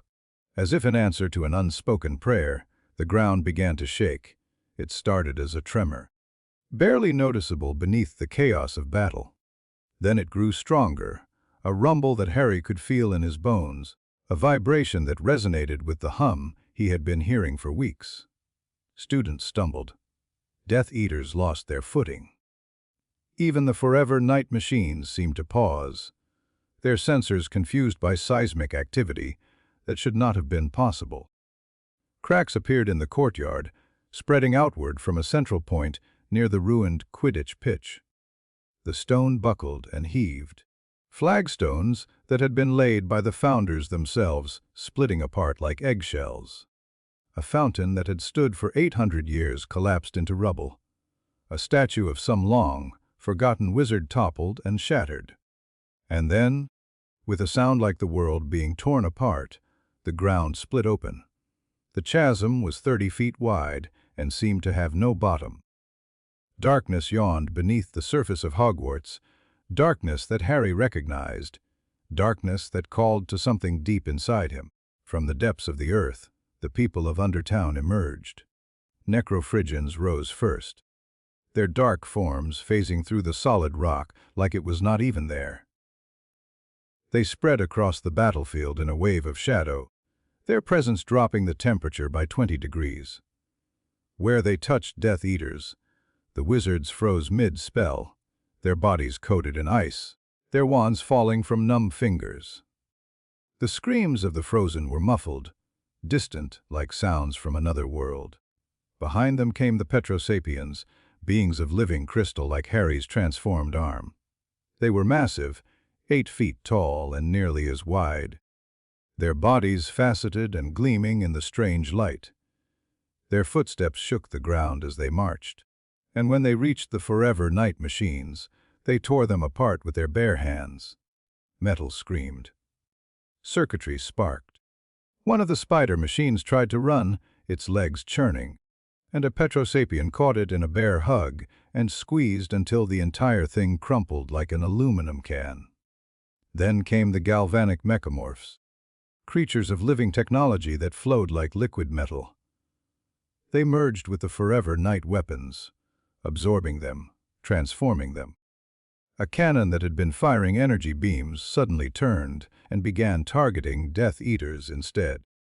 A transport vehicle that had been carrying reinforcements opened its doors and spilled confused knights onto the ground, its controls no longer responding to human input. Then the Pyronites, beings of living flame, their bodies burning so hot that the air around them wavered and shimmered. They walked through the battle like avatars of destruction, setting machines ablaze with a touch, melting armor and weapons into slag. The heat they generated was intense enough that Harry could feel it from 50 meters away. Then a dozen other species Harry did not have names for, all of them pouring out of the earth like an army from legend. Beings with too many eyes. Beings with no eyes at all. Beings that flew and beings that burrowed, and beings that seemed to be made of pure energy given form. They spread across the battlefield in a coordinated wave, each species knowing exactly where to go, what to do, how to fight. This was not a mob.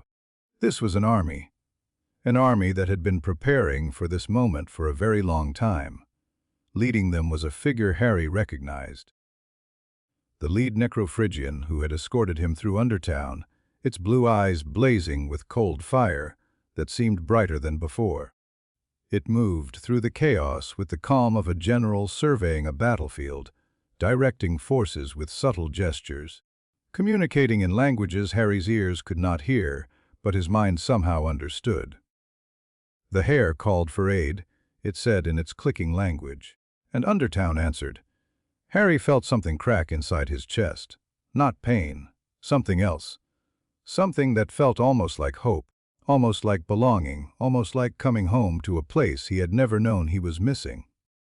"Thank you," he said. The words came out rough, choked with emotion he had not expected. "You are our future," the Necrophrygian replied. "We will not let you fight alone. We have waited 1,000 years for this moment. We will not fail now." The battle shifted, with the aliens of Undertown fighting alongside him. Harry no longer had to carry the entire weight of the conflict. The pressure on his mind eased. The exhaustion in his muscles faded slightly. He was no longer alone against an army. He was part of something larger, something older. Something that had been building toward this moment since before he was born. The Death Eaters were breaking. Their morale, already shaken by Harry's transformations, collapsed entirely when faced with beings that shrugged off their curses like raindrops. Some tried to apparate away, only to find that the Necrophrygians had created a field of cold so intense that the magical teleportation could not function. Others tried to fight, and were frozen or burned or crushed or simply absorbed by creatures they could not comprehend. The Forever Knights fared no better. Their machines were impressive technology, designed to fight magical beings, equipped with anti-magic fields and energy weapons and armor that could withstand most curses. But they had not been designed to fight beings that were not magical at all. The Petrosapiens walked through their energy beams without slowing. The Mechamorphs turned their own weapons against them. The Pyronites melted their armor like butter. Within minutes, the battle that had seemed hopeless was turning into a rout. Harry focused his attention on the two greatest threats. Voldemort and Dumbledore had stopped attacking each other. Both wizards now focused entirely on the alien army that had suddenly appeared in the middle of Hogwarts.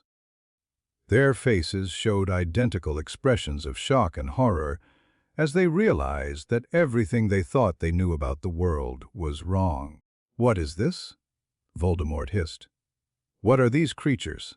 "The people you tried to use as weapons," Harry replied. "The people Dumbledore has been slowly killing to maintain his precious secrecy. They're not weapons, Tom. They're not tools. They're people. And they're my people now. Your people." Dumbledore's voice was hollow. "Harry, you don't know what you're doing. These beings are not." "Not what?" "Not human." Harry laughed, and the sound was harsh. "Neither am I, Dumbledore. Neither am I." A new sound cut through the chaos. A high-pitched whine that made Harry's teeth ache and set his enhanced senses screaming in alarm. He looked up. The Forever Night Command ship was descending from the bloody sky. It was massive, a fortress of metal and technology, bristling with weapons. And mounted on its underside, pulsing with sickly green light, was a device that Harry's genetic memory recognized immediately. A mana disruptor. No, he whispered. The mana disruptor was the ultimate weapon against magical beings. It did not just neutralize magic, it drained it. Ripped it from living bodies. Any magical being caught in its field would be dead within seconds, their life force torn away and consumed by the machine. The wizards, the house elves, the magical creatures, the people of Undertown. Harry had to stop it. Daphne! He scanned the battlefield with infrared vision, searching for her. There, near the entrance to the dungeons, fighting alongside a group of students and a Petrosapien who was shielding them from enemy fire. She looked up at his shout, her face pale but determined. "Harry, what is that thing?" "Something very bad." He was already moving, his legs carrying him toward the command ship with every ounce of speed his XLR8 transformation could provide. "Get everyone inside. Now, underground if you can." "What are you going to do?" "Stop it." He did not wait for her response. The ship was 100 meters up, too far to jump, too well armored to attack from the ground. He needed to get inside. His eyes found the support tower, one of the structures the Knights had constructed to anchor their machines. It stretched upward toward the ship, close enough that a well-timed leap might be able to bridge the gap. Harry ran. The tower was made of metal and magic, a hybrid construction that should have been impossible. Harry hit it at full speed. His legs carrying him up the side like gravity was a suggestion rather than a law. His crystal arm punched handholds into the surface when it became too smooth. His XLR8 speed made the climb feel like seconds instead of minutes. The whine was getting louder. The disruptor was charging. 20 seconds, his enhanced mind calculated. 20 seconds until it fired. Harry reached the top of the tower and leaped. For a moment, he was suspended in the air, the wind screaming past him, the ship filling his vision. Then his crystal arm connected with the hole and punched through like it was cardboard. He pulled himself inside, into a corridor of flashing lights and blaring alarms. 15 seconds. He ran through the ship, following the pulse of the disruptor, his infrared vision guiding him through the maze of corridors. Knights tried to stop him. He went through them without slowing, his fists and feet and elbows leaving a trail of unconscious bodies. 10 seconds. He found the disruptor chamber. It was massive, taking up the entire center of the ship, a sphere of pulsing green energy surrounded by control consoles and screaming technicians. 5 seconds. Harry raised both arms, his crystal fist on one side, his massive red fist on the other. 3 seconds. He brought them together. The impact shattered the sphere. The energy discharge threw Harry backward, slamming him into a bulkhead hard enough to dent the metal. Green light washed over him, painful but not lethal, and he felt something fundamental shift in the air. The anti-magic field collapsed. Across the battlefield, wands started working again. The wards of Hogwarts, battered and bleeding, surged back to life. The disruptor was destroyed. Harry lay in the wreckage, his transformations fading, his body returning to its human form. Every muscle ached. Every nerve was on fire. He could barely move, barely breathe. But he was alive, and the battle was not over yet. He pulled himself to his feet and staggered toward the hole he had punched in the hull. Below, the tide had turned. The aliens of Undertown were systematically dismantling the Forever Night forces, their technology useless against beings who were not magical. The Death Eaters were fleeing or surrendering, their morale broken. Students and teachers were rallying, their wands working again, pushing back against the remaining enemies. And in the center of it all, Voldemort was dueling Dumbledore.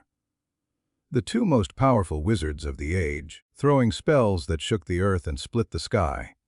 Fire and lightning. Transfiguration and dark magic, It was beautiful and terrible, and nothing Harry had ever seen before. He jumped from the ship. The fall should have killed him. Instead, his body shifted again, his legs reforming into something that could absorb the impact, and he landed in a crouch that cracked the courtyard stones. Voldemort saw him. The Dark Lord's concentration broke for just a moment, his red eyes flickering toward Harry. It was enough. Dumbledore's spell hit Voldemort in the chest, a burst of golden light that sent the Dark Lord flying backward. But even as he fell, Voldemort was casting, his wand drawing symbols in the air, his voice screaming an incantation that made the very air vibrate. The Dark Lord vanished, apparated, escaped, gone. Dumbledore lowered his wand, his face gray with exhaustion, his robes scorched and torn. He turned to face Harry, and for a long moment neither of them spoke. "You saved us," Dumbledore said finally. "The disruptor would have killed everyone. I saved myself. The rest was incidental." Was it? The old man's blue eyes, dimmed now with fatigue and pain, searched Harry's face. "You could have escaped at any time, Harry. Your abilities would have allowed it. Instead, you fought. You risked your life to protect people who fear you. I didn't do it for them." Harry looked around at the ruined courtyard, at the students and teachers and aliens picking through the aftermath of the battle. "I did it because it was the right thing to do. Because those people, the ones who live in Undertown, have been dying because of your wards. Because the Forever Knights would have killed everyone. Because someone had to stop it. And you believe you are that someone?" "I know I am." Harry met Dumbledore's eyes, and there was no give in his gaze. "I'm the bridge, Dumbledore, between your world and theirs. Between magic and technology. Between human and alien. My father created me to connect these worlds, and that's what I'm going to do. Even if it means destroying the Statute of Secrecy. Even if it means exposing the magical world to the Muggles. The statute is already failing. The Forever Knights are proof of that. Somewhere out there, humans are building weapons to fight magical beings, and they're not going to stop just because we pretend they don't exist." Harry shook his head. "The time for hiding is over. It's time for something new." Dumbledore was quiet for a long moment. Then, slowly, he nodded. "Perhaps you are right," he said quietly. "Perhaps I have been fighting so long to preserve the old world that I failed to see the new one being born." He paused, his eyes finding the aliens who were now mingling with the students, helping the wounded, surveying the damage. "But if you are going to build this bridge, Harry, you will need allies. You will need power, and you will need to defeat Tom Riddle once and for all." "I know. I can help with that." Dumbledore raised his wand, and Harry tensed, ready for another attack. But instead, the old man simply pointed the wand at his own temple and drew out a shimmering strand of silver light. Memory, knowledge. Everything he had learned about Voldemort's darkest secrets. "The Horcruxes," Dumbledore said, holding out the silver strand. "Everything I know about them, their locations, their protections. Take this knowledge, Harry. Use it. Finish what I could not." Harry hesitated. After everything Dumbledore had done, the suppressants, the binding, the lies, accepting help from him felt like betrayal. Like forgiveness. But this was not about forgiveness. This was about winning. He reached out and touched the silver strand. The knowledge flowed into him, images and locations and secrets that Dumbledore had spent years collecting. The ring in the Gaunt shack, the locket in the cave, the cup in Gringotts, the diadem in Hogwarts itself, and the snake, Nagini, the last Horcrux. "Thank you," Harry said. The words tasted strange in his mouth. Gratitude to the man who had drugged him and bound him and lied to him for 16 years. "Do not thank me." Dumbledore lowered his wand, and he suddenly looked very old. The power that had animated him during the battle was gone, leaving behind a man who had lived too long and seen too much. "I have done terrible things, Harry. Things I thought were necessary. things I believed would save the world. But I was wrong. I see that now. Does that mean you'll stop trying to control me? It means I will try. The old man smiled weakly, a ghost of the twinkle returning to his eyes. Old habits die hard. But I will try. You have earned that much. At least. Daphne appeared at Harry's side, her face streaked with dirt and blood that was probably not her own. Her robes were torn. Her hair had come loose from its usual severe ponytail, and there was a cut above her eye that was still oozing. But her wand was steady in her hand, and she was alive. She looked at Dumbledore with cold eyes, evaluating, assessing. Then she turned to Harry with something warmer. Something that might have been pride. "The battle is over," she said. "The Forever Knights are destroyed or captured. The Death Eaters have fled, those that could flee. The ones that couldn't are being held by the Petro-Sapiens." She paused, her voice catching slightly. "Undertown is securing the prisoners. Casualties." Daphne's expression shifted, the clinical detachment she had been maintaining cracking slightly. 12 students wounded, none critically. 3 teachers down, including Snape. She hesitated. He fought well, Harry. When he saw what the disruptor would do, when he realized it would kill everyone regardless of allegiance, he turned on the Death Eaters. "He's in the hospital wing now. Madame Pomfrey thinks he'll survive." Harry filed that information away for later consideration. Snape. The man who had hated him since the moment they met. The man who had made his life miserable for 6 years. The man who had apparently chosen to betray Voldemort when it truly mattered. There would be time to process that later. Time to decide what it meant. And Undertown.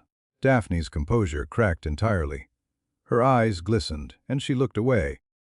Toward the chasm in the courtyard where beings were still emerging and descending, carrying wounded, carrying dead. 7 dead, she said quietly. 30 wounded, some critically. The Necrophrygian healers are doing what they can, but... She trailed off. 7 dead. 7 aliens who had answered his call for help. 7 people who had emerged from 1,000 years of hiding to fight for a world that had never known they existed. 7 lives ended because Harry Potter had needed an army. He felt something shift in his chest. Responsibility. Guilt. Determination. "I'll be there," he said. "For the ceremony. Whatever rights they hold, whatever honors they give, I'll be there. It's the least I can do. The Hare's presence will be appreciated," the lead Necrophrygian said.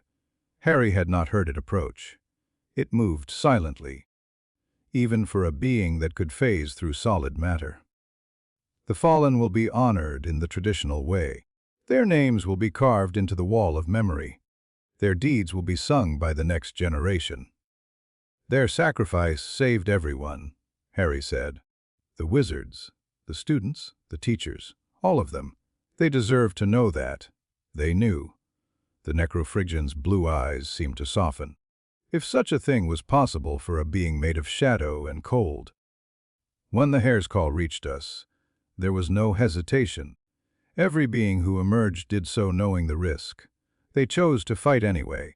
They chose to believe that the future you represent was worth dying for. Harry did not know how to respond to that. He was 16 years old. He had only learned the truth about himself 3 days ago. How could he be a future worth dying for? But the Necrophrygian was not waiting for a response. It turned to Dumbledore, and its voice became colder, harder. "The wards," it said. "They must be changed. The drain on our people cannot continue." Dumbledore nodded heavily. "I know. I have known for years that the cost was too high. But I could not see another way." He paused, looking at Harry. "Perhaps now, with the bridge in place, we can find one together." "We will discuss terms," the Necrophrygian said. "After the dead are honored. After the wounded are healed. After the shock has faded. But we will discuss terms, old wizard. The age of hiding is over. It is time for something new."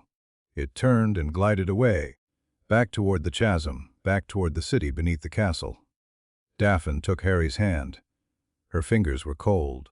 trembling slightly with exhaustion and fading adrenaline. "You did it?" she said quietly. "The students, the teachers, the people of Undertown. You saved everyone. You could have run and you didn't. That matters. Does it? To me." She squeezed his hand once, then released it. "Come on. We have a lot of work to do." They walked together through the ruins of the courtyard, through the aftermath of a battle that had changed everything. Students were being escorted back to the castle by teachers and prefects, their faces pale with shock and fear, and something that might have been awe. House elves had appeared in force, already beginning the long process of cleaning up, vanishing rubble and repairing damage with the efficiency of beings who had been maintaining this castle for centuries. Aliens and wizards were working side by side. A Petrosapien was carefully lifting a fallen beam that had trapped a group of third years. A mechamorph was interfacing with the castle's damaged ward stones, feeding energy into protections that were barely holding. A pyronite, its flames dimmed to a gentle warmth, was helping Madame Pomfrey treat burns on students who had gotten too close to the fighting. The statute of secrecy was not just damaged, it was shattered. The magical world and the hidden world of Undertown had been exposed to each other in the most dramatic way possible. There was no going back, no pretending this had not happened, no obliviating hundreds of witnesses or modifying memories on this scale. There would be consequences, fallout, political upheaval on a scale that no one could predict. The ministry would demand answers. The International Confederation of Wizards would convene emergency sessions. Newspapers would print stories that ranged from terrified to excited to outright denial. And somewhere out there, Voldemort was licking his wounds, planning his next move, still a threat that needed to be eliminated. But that was for tomorrow. Today, Harry was just tired. He stopped at the entrance to the Great Hall and looked back at the courtyard. The sky was clearing, the bloody red fading back to the normal gray of a November morning in Scotland. The alien army of Undertown was withdrawing, returning to their hidden city beneath the castle, carrying their wounded and their dead. The Forever Night machines were being dismantled by mechamorphs and curious wizards working together, the technology studied and catalogued for future reference. A new world was being born. And Harry, the bridge between worlds, was at the center of it. He did not know if he was ready. He did not know if anyone could be ready for something like this.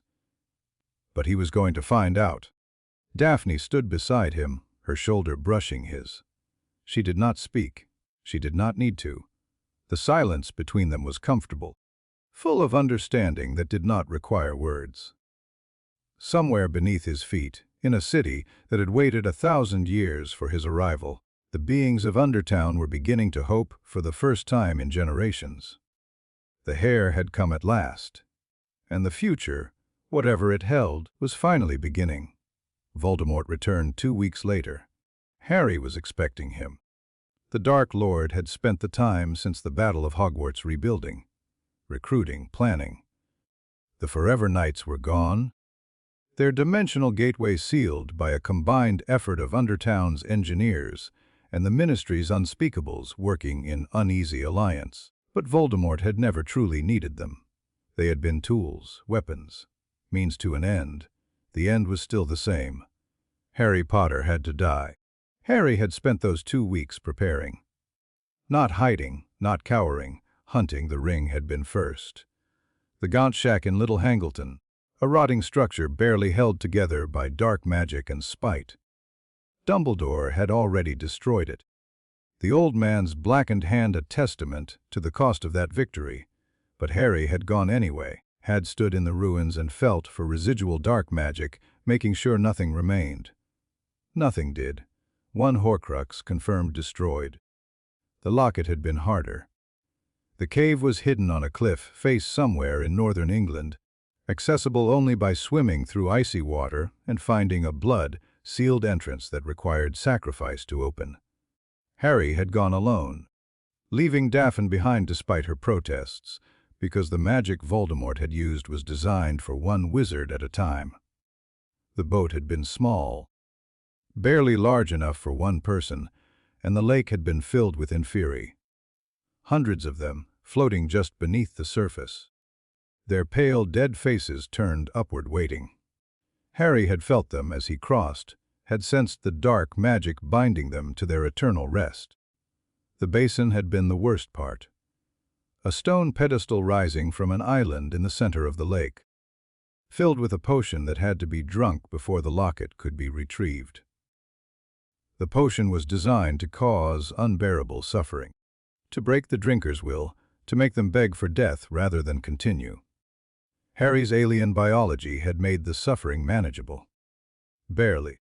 He had drunk the entire basin in long, steady gulps, his Galvan-enhanced nervous system processing the pain differently than a human's would, his cells working overtime to neutralize the toxins. It had still hurt. It had hurt more than anything he had ever experienced. But he had finished, and when the inferi rose from the water, drawn by the disturbance, Harry had not reached for his wand. He had reached for his other self. Petrosapien. His arms had become living crystal, orange and fasted, and utterly impervious to the grasping hands of the dead. He had waded through them like a man walking through tall grass, crushing skulls and shattering rib cages. Their ancient magic useless against material that was not quite matter in the traditional sense. The locket had been in his pocket when he climbed out of the cave, dripping lake water and dark magic.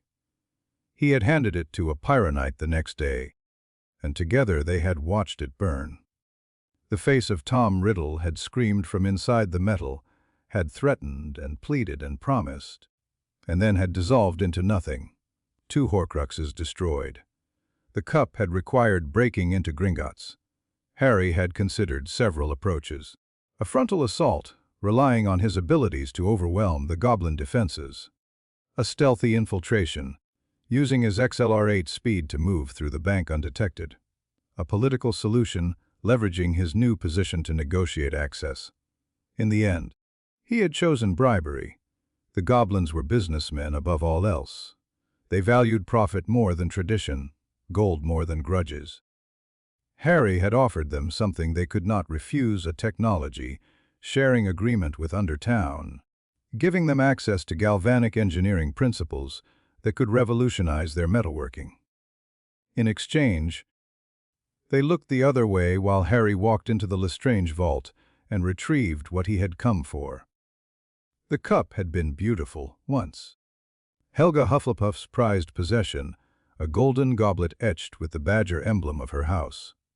Now it was tainted, corrupted, a vessel for a piece of the darkest wizard in history. Harry had destroyed it himself, channeling pyronite heat through his own body, his hands glowing white, hot as he melted the cup into slag. The fragment of Voldemort's soul had screamed as it died, just like the others. 3 down. The diadem had been in Hogwarts all along.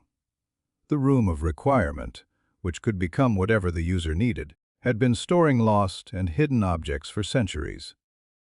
The room of hidden things, the students called it, a vast warehouse of forgotten artifacts and abandoned possessions piled in precarious towers that stretched toward an invisible ceiling. Harry had spent 3 hours searching before the datacube finally pinpointed the diadem's location. Rowena Ravenclaw's lost tiara, hidden on top of a dusty cabinet in the back corner of the room, covered in cobwebs and forgotten for 50 years.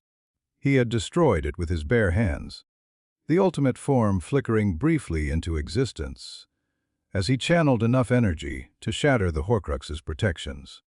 The diadem had crumbled to dust, the sole fragment within joining its siblings in oblivion. 4 Horcruxes destroyed. Nagini was still with her master. And there was one more Horcrux that Dumbledore's memories had revealed, one that the old man had suspected but never confirmed. Harry himself, the scar on his forehead, the connection to Voldemort's mind that had plagued him for years, the fragment of soul that had latched onto him the night his mother died, when the killing curse rebounded and tore the Dark Lord apart. Harry had known for a week now, had felt the darkness lurking at the edge of his consciousness, had understood why the connection between them had always been so strong. He was the Horcrux Voldemort had never meant to make. The question was how to destroy it without destroying himself. Harry had spent long hours in the archive, consulting with his father's AI, running simulations and probability calculations. The conventional methods would not work. Basilisk venom would kill him. Fiendfire would burn him. The sword of Gryffindor would simply decapitate him. But the ultimate form was not conventional. In that state, Harry could perceive and manipulate matter and energy at the most fundamental level. He could see the boundaries between his own soul and the invading fragment. He could, theoretically, separate them without damaging either. Theoretically, the AI had given his chances of success at approximately 63%. Daphne had called those odds insane. The Necrophrygian ambassador had offered to perform last rites in advance just in case. Harry had decided to try anyway. The answer, Harry had decided, was to become something else entirely. Voldemort apparated into the graveyard at midnight, his robes billowing in a wind that seemed to come from nowhere, his wand already raised and crackling with dark magic. Behind him came his remaining Death Eaters, the survivors of Hogwarts and the true believers who had emerged from hiding when they heard their master was planning his final assault. 30 of them, maybe 40, it did not matter. Harry Potter, Voldemort hissed. His red eyes gleamed in the moonlight. His lipless mouth twisted into something that might have been a smile. You have been busy, my Horcruxes. You have been destroying them. 4 down, Harry confirmed. 2 to go. You think you can defeat me? Voldemort laughed, a high cold sound that made the Death Eaters around him shift nervously. I am Lord Voldemort. I am immortal. I have conquered death itself. No, you've hidden from it.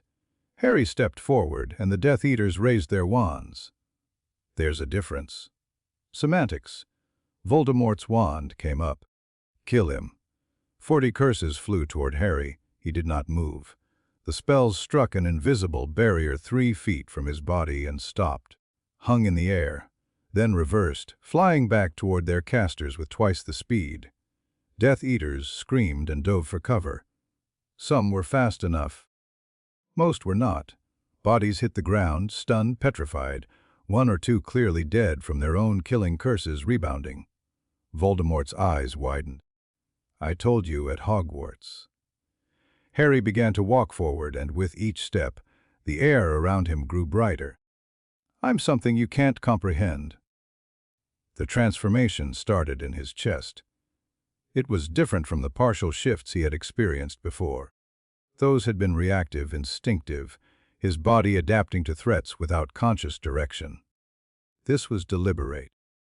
This was the culmination of 2 weeks of practice in Undertown, learning to control his matrix, learning to merge the different genetic templates into something unified, something ultimate.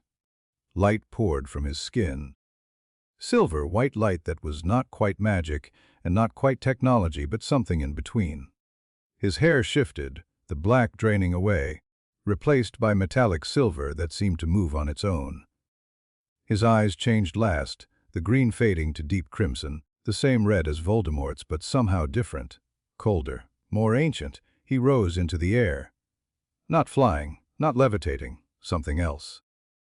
The gravity beneath him simply stopped applying, his body suspended by forces that had nothing to do with magic.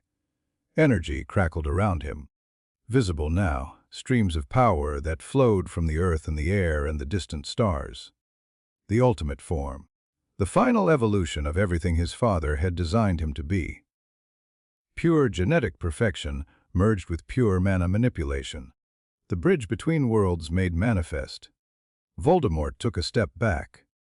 For the first time since Harry had known him, the Dark Lord looked afraid. What are you? The end. Harry's voice resonated with harmonics that should not have been possible, each word carrying weight and power that pressed against reality itself. The end of your war, The end of your reign. The end of everything you have built. I am Lord Voldemort." The Dark Lord raised his wand, his fear transforming into rage. "I am the greatest wizard who ever lived." You are nothing! You are a freak, an abomination! "You are—" Harry raised one hand. Najuni, coiled at Voldemort's feet, began to scream. It was not a sound a snake should have been able to make. It was the scream of a soul being torn apart. The fragment of Voldemort that had been hidden inside her for years, finally exposed to something that could destroy it. The snake thrashed, its body convulsing, and then it simply dissolved. Not burned, not disintegrated. Dissolved, its molecules coming apart at the atomic level. The Horcrux within annihilated along with its vessel. 5 down. Voldemort's scream matched his familiar's. He clutched his chest, feeling the connection sever, feeling another piece of his fractured soul ripped away. No. Harry turned his attention to the scar on his forehead. This was the dangerous part. The Horcrux inside him was tangled up with his own soul, his own identity. 16 years of shared existence binding them together. Destroying it meant destroying part of himself. But the ultimate form was not just power. It was precision. It was the ability to perceive and manipulate matter and energy at the most fundamental level. It was the culmination of Galvan intelligence and human adaptability, and a dozen other genetic templates working in perfect harmony. Harry reached inside himself. The Horcrux was there, a dark stain on his consciousness. A fragment of Tom Riddle that had been whispering in his ear since the night Voldemort tried to kill him. It was afraid now. It knew what was coming. Harry did not destroy it. He excised it. The process took approximately 3 seconds. It felt like an eternity. Harry reached into his own soul, found the boundary between himself and the invader, and separated them with surgical precision. The fragment of Voldemort was pulled out like a splinter from skin, held in Harry's metaphysical grip for one brief moment. Then he crushed it. The scream that came from his own throat was not his own. It was Voldemort's, the echo of the Dark Lord's soul crying out as another piece of it was destroyed. Harry felt the scar on his forehead burn, felt something fundamental change in the connection between them. 6 down, and only 1 left. Voldemort was staring at him with an expression of pure terror. The Dark Lord had felt it, had felt each Horcrux die, had felt the pieces of his soul winking out of existence one by one. "You're mortal now," Harry said. His voice was calm, almost gentle. "There's nothing left to save you. You think you've won?" Voldemort's voice was shaking, but his wand was still raised. "You think this is over? I have cheated death before. I will do it again. I will find another way. I will—" "No." Harry raised his hand again. "You won't." He did not cast a spell. He did not need to. The ultimate form gave him access to energies that magic could only dream of, forces that existed at the intersection of science and sorcery. He reached out with those forces now, extending his awareness into Voldemort's body, into the twisted mass of dark magic and corrupted flesh that the Dark Lord had become, and he simply turned it off. The bonds holding Voldemort's molecules together came apart. Not violently, not explosively, just gently, inevitably, the way a sandcastle dissolves when the tide comes in. The Dark Lord had time to scream once, and then there was nothing left. Not a body, not ash, nothing. Tom Marvolo Riddle, the boy who had become Lord Voldemort, ceased to exist. Harry hovered in the air for a long moment, looking at the empty space where his enemy had stood. He felt nothing, no triumph, no satisfaction, just a vague sense of completion, of a task finally finished. The surviving Death Eaters were staring at him with expressions of absolute horror. Their master was gone. Their cause was over. Everything they had believed in had just been erased from existence by a teenager with silver hair and red eyes. "Run," Harry said quietly. They ran. Harry let them go. The Ministry would find them eventually. The Aurors would hunt them down, try them, sentence them. It was not his job to deliver justice. It was his job to end the war. The war was ended. He descended slowly, the ultimate form fading as he released the transformation. His hair darkened back to black. His eyes shifted to green. His feet touched the ground, and he was just Harry Potter again. A 16-year-old boy in borrowed robes, standing in a graveyard where his parents' murderer had finally met his end. He stood there for a while, breathing, existing, processing. Then he apparated away he had work to do. The Ministry arrived at Hogwarts 3 days after Voldemort's death. Not Aurors, not investigators. The Minister for Magic himself, Rufus Scrimgeour, flanked by a dozen aides and surrounded by reporters from every major wizarding publication in Europe. They swept through the entrance hall like a conquering army, their footsteps echoing off walls that had been scorched by battle and hastily repaired by magic. Scrimgeour was a tall man, lion-maned and fierce-eyed, a former Auror who had spent his career hunting dark wizards. He had been appointed minister in the wake of Cornelius Fudge's incompetence, tasked with restoring public confidence in a government that had failed spectacularly to protect its citizens. He did not look confident now. He looked angry. He looked confused. He looked like a man who had just discovered that everything he thought he knew about the world was wrong. "Where is Dumbledore?" he demanded as he strode through the entrance hall. "Where is the headmaster? I demand to speak with—" "Dumbledore is no longer headmaster," a voice said calmly. Harry stepped out of the shadows near the great hall doors, and Scrimgeour stopped so abruptly that 2 of his aides nearly collided with him. The minister's eyes swept over Harry, taking in the changes that 2 weeks of hunting Horcruxes had wrought. The silver streaks in his hair that had not quite faded since his last use of the ultimate form. The red tint to his eyes that appeared when he was using his enhanced senses. The way he stood, perfectly balanced, completely still, like a predator waiting to strike. "Potter," Scrimgeour said. His voice was carefully controlled. "I should have known you would be involved." "Minister." Harry inclined his head slightly. "Welcome to the new Hogwarts." "New? What do you mean new? What has happened here?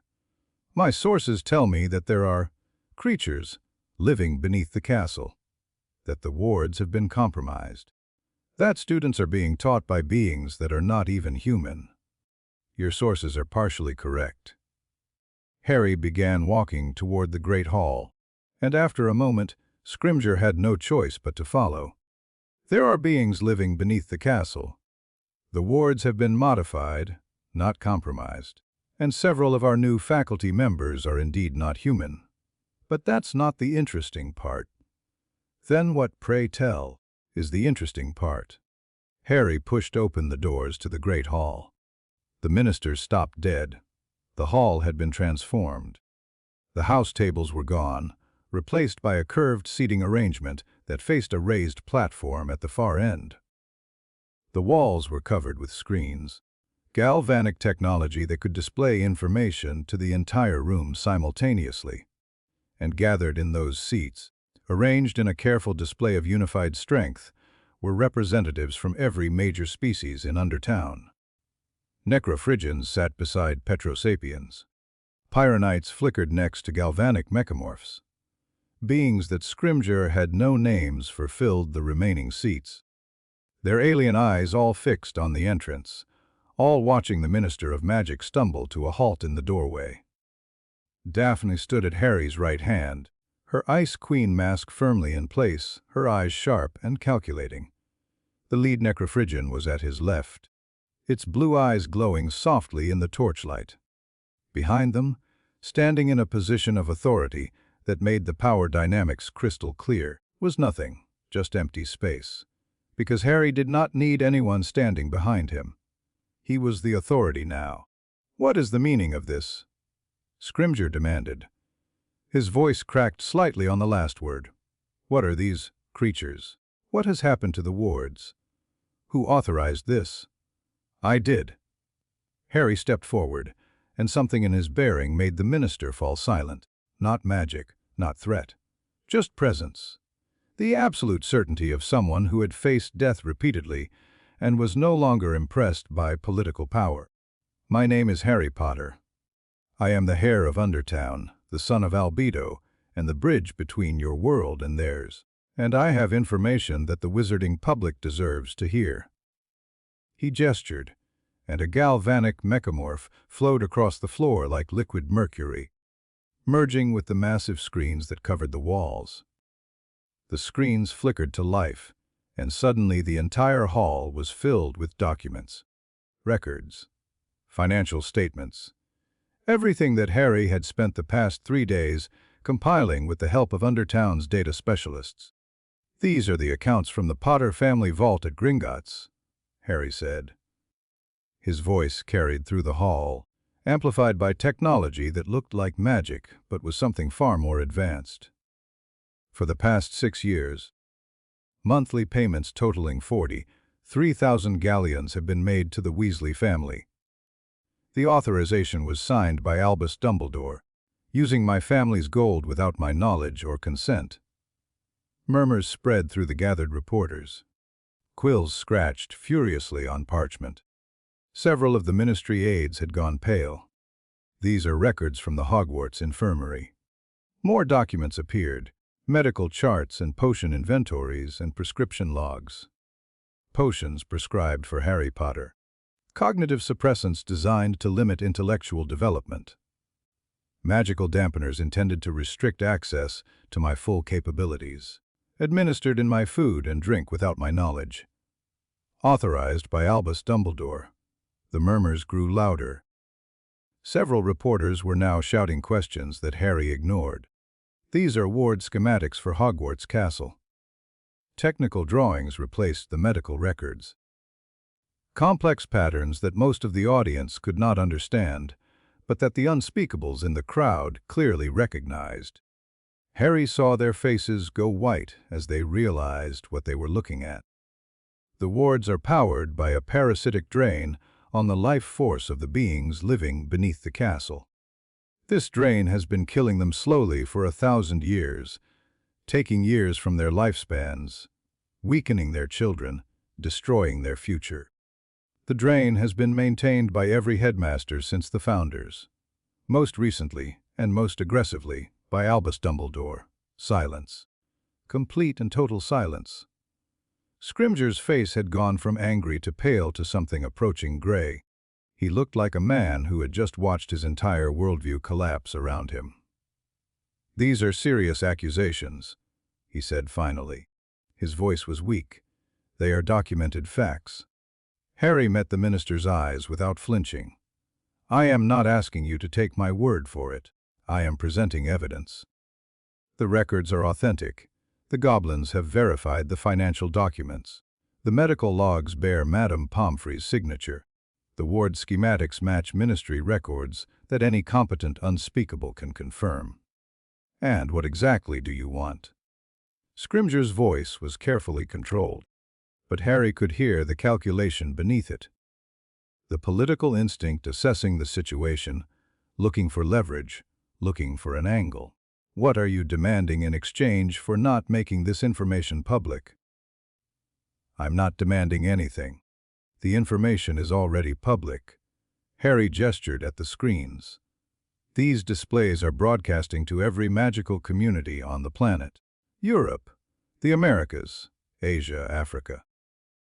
Everyone with access to a crystal ball or a flu connection is watching this moment right now." Scrimgeour looked like he was about to have a stroke.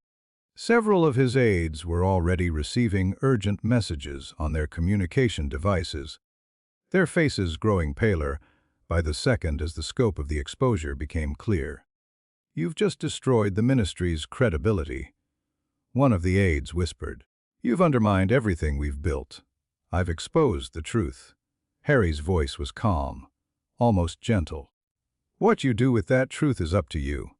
As for what I want..." Harry turned to face the hall fully, addressing not just the minister but everyone present. "I want an end to the separation. Wizards have been hiding from muggles for so long that they've forgotten there are other options. Other species. Other worlds. I want to build something new. A bridge between communities that have been isolated for far too long. And the creatures. Scrimgeour gestured toward the Undertown representatives. What do they want? The lead Necrophrygian stepped forward. Its voice was strange, clicking and whistling. But somehow everyone in the hall understood. We want to live, it said simply. We have hidden beneath this castle for 1,000 years, watching your kind grow and change and develop. We have protected you from threats you never knew existed. We have died to maintain wards that kept your secrets safe. And in return, those wards have slowly killed us. We want that to end. We want to be recognized. We want to be part of this world, not hidden beneath it. Recognized. Scrimgeour's voice was faint. You want rights? We want to exist, the Necrophrygian replied. Everything else can be negotiated. Harry stepped forward again. I am proposing the formation of a new organization, a task force that will operate across traditional boundaries, drawing members from both the wizarding world and Undertown. Its purpose will be to manage relations between species, to respond to threats that affect both communities, and to ensure that what happened here, the alliance between Voldemort and the Forever Knights, never happens again. What would you call this organization? One of the reporters called out. Harry had thought about this. He had thought about it a lot, actually, in the quiet hours between destroying Horcruxes and planning for this moment. His father had been a plumber, once, a member of an intergalactic peacekeeping force that had maintained order across 1,000 worlds. That force was gone now, lost when ALBEDO was torn from his home dimension. But its legacy could live on. The Neo-Plumbers, Harry said. Guardians of the bridge between worlds. The reporters exploded with questions. Scrimgeour was conferring urgently with his aides. The Undertown representatives were watching with expressions that ranged from hope to skepticism to cautious optimism. Daphne leaned close to Harry's ear. That went better than expected. The hard part hasn't started yet. Harry watched the chaos in the hall. The old order crumbling, the new one struggling to be born. This is just the beginning. I know. She took his hand, briefly. Out of sight of the cameras and the crowds. But it's a good beginning. Harry squeezed her fingers once, then let go. There was work to do. Dumbledore left Hogwarts that evening. Not expelled. Not arrested. The evidence Harry had presented made prosecution likely. But the old man was too powerful, too connected, too useful to simply throw in Azkaban. He knew secrets that could destabilize governments. He had relationships with leaders across the magical world. He was, despite everything, still one of the most powerful wizards alive. Instead, a quiet arrangement was reached in the hours after Harry's broadcast. Dumbledore would step down as headmaster, effective immediately. He would surrender his positions on the Wizengamot and the International Confederation of Wizards. He would retire to a location of his choosing, somewhere far from Britain, and stay out of public life for the remainder of his days. In exchange, the full extent of his crimes would not be prosecuted. The payments to the Weasleys would be chalked up to administrative overreach. The suppressants would be explained as misguided protection. The ward drain would be addressed, which it already had been, and no charges would be filed for the deaths it had caused over the centuries. Harry did not like it. The deal felt wrong. Felt like the old man was getting away with everything, felt like justice was being traded for political convenience. But he understood the necessity. Dumbledore had too many secrets, too much knowledge, too many connections. Destroying him completely would cause ripples that might swallow the fragile new world Harry was trying to build. Besides, the old man was dying anyway. Harry had seen it in his blackened hand, in the curse that was slowly spreading through his body from the ring Horcrux he had destroyed years ago. Dumbledore had perhaps a year left, maybe less before the dark magic claimed him entirely. Let him spend it in exile, contemplating his choices. That was punishment enough. Harry had watched from the entrance hall as Dumbledore walked down the front steps for the last time. His possessions shrunk in his pockets. His familiar Fawkes perched on his shoulder.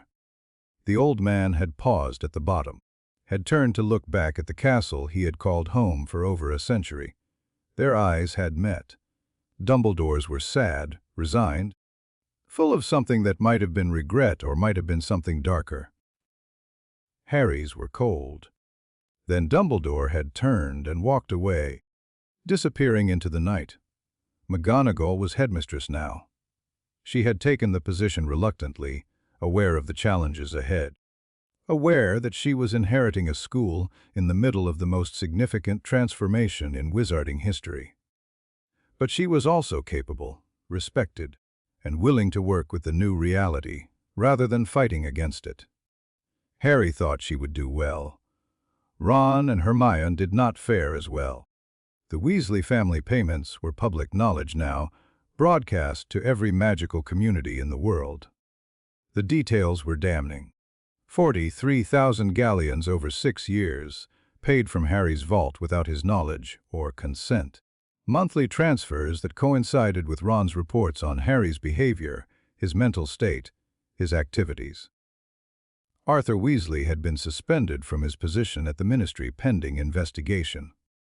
His fascination with Muggle artifacts, once seen as charming eccentricity, was now viewed as suspicious. Had he been gathering information?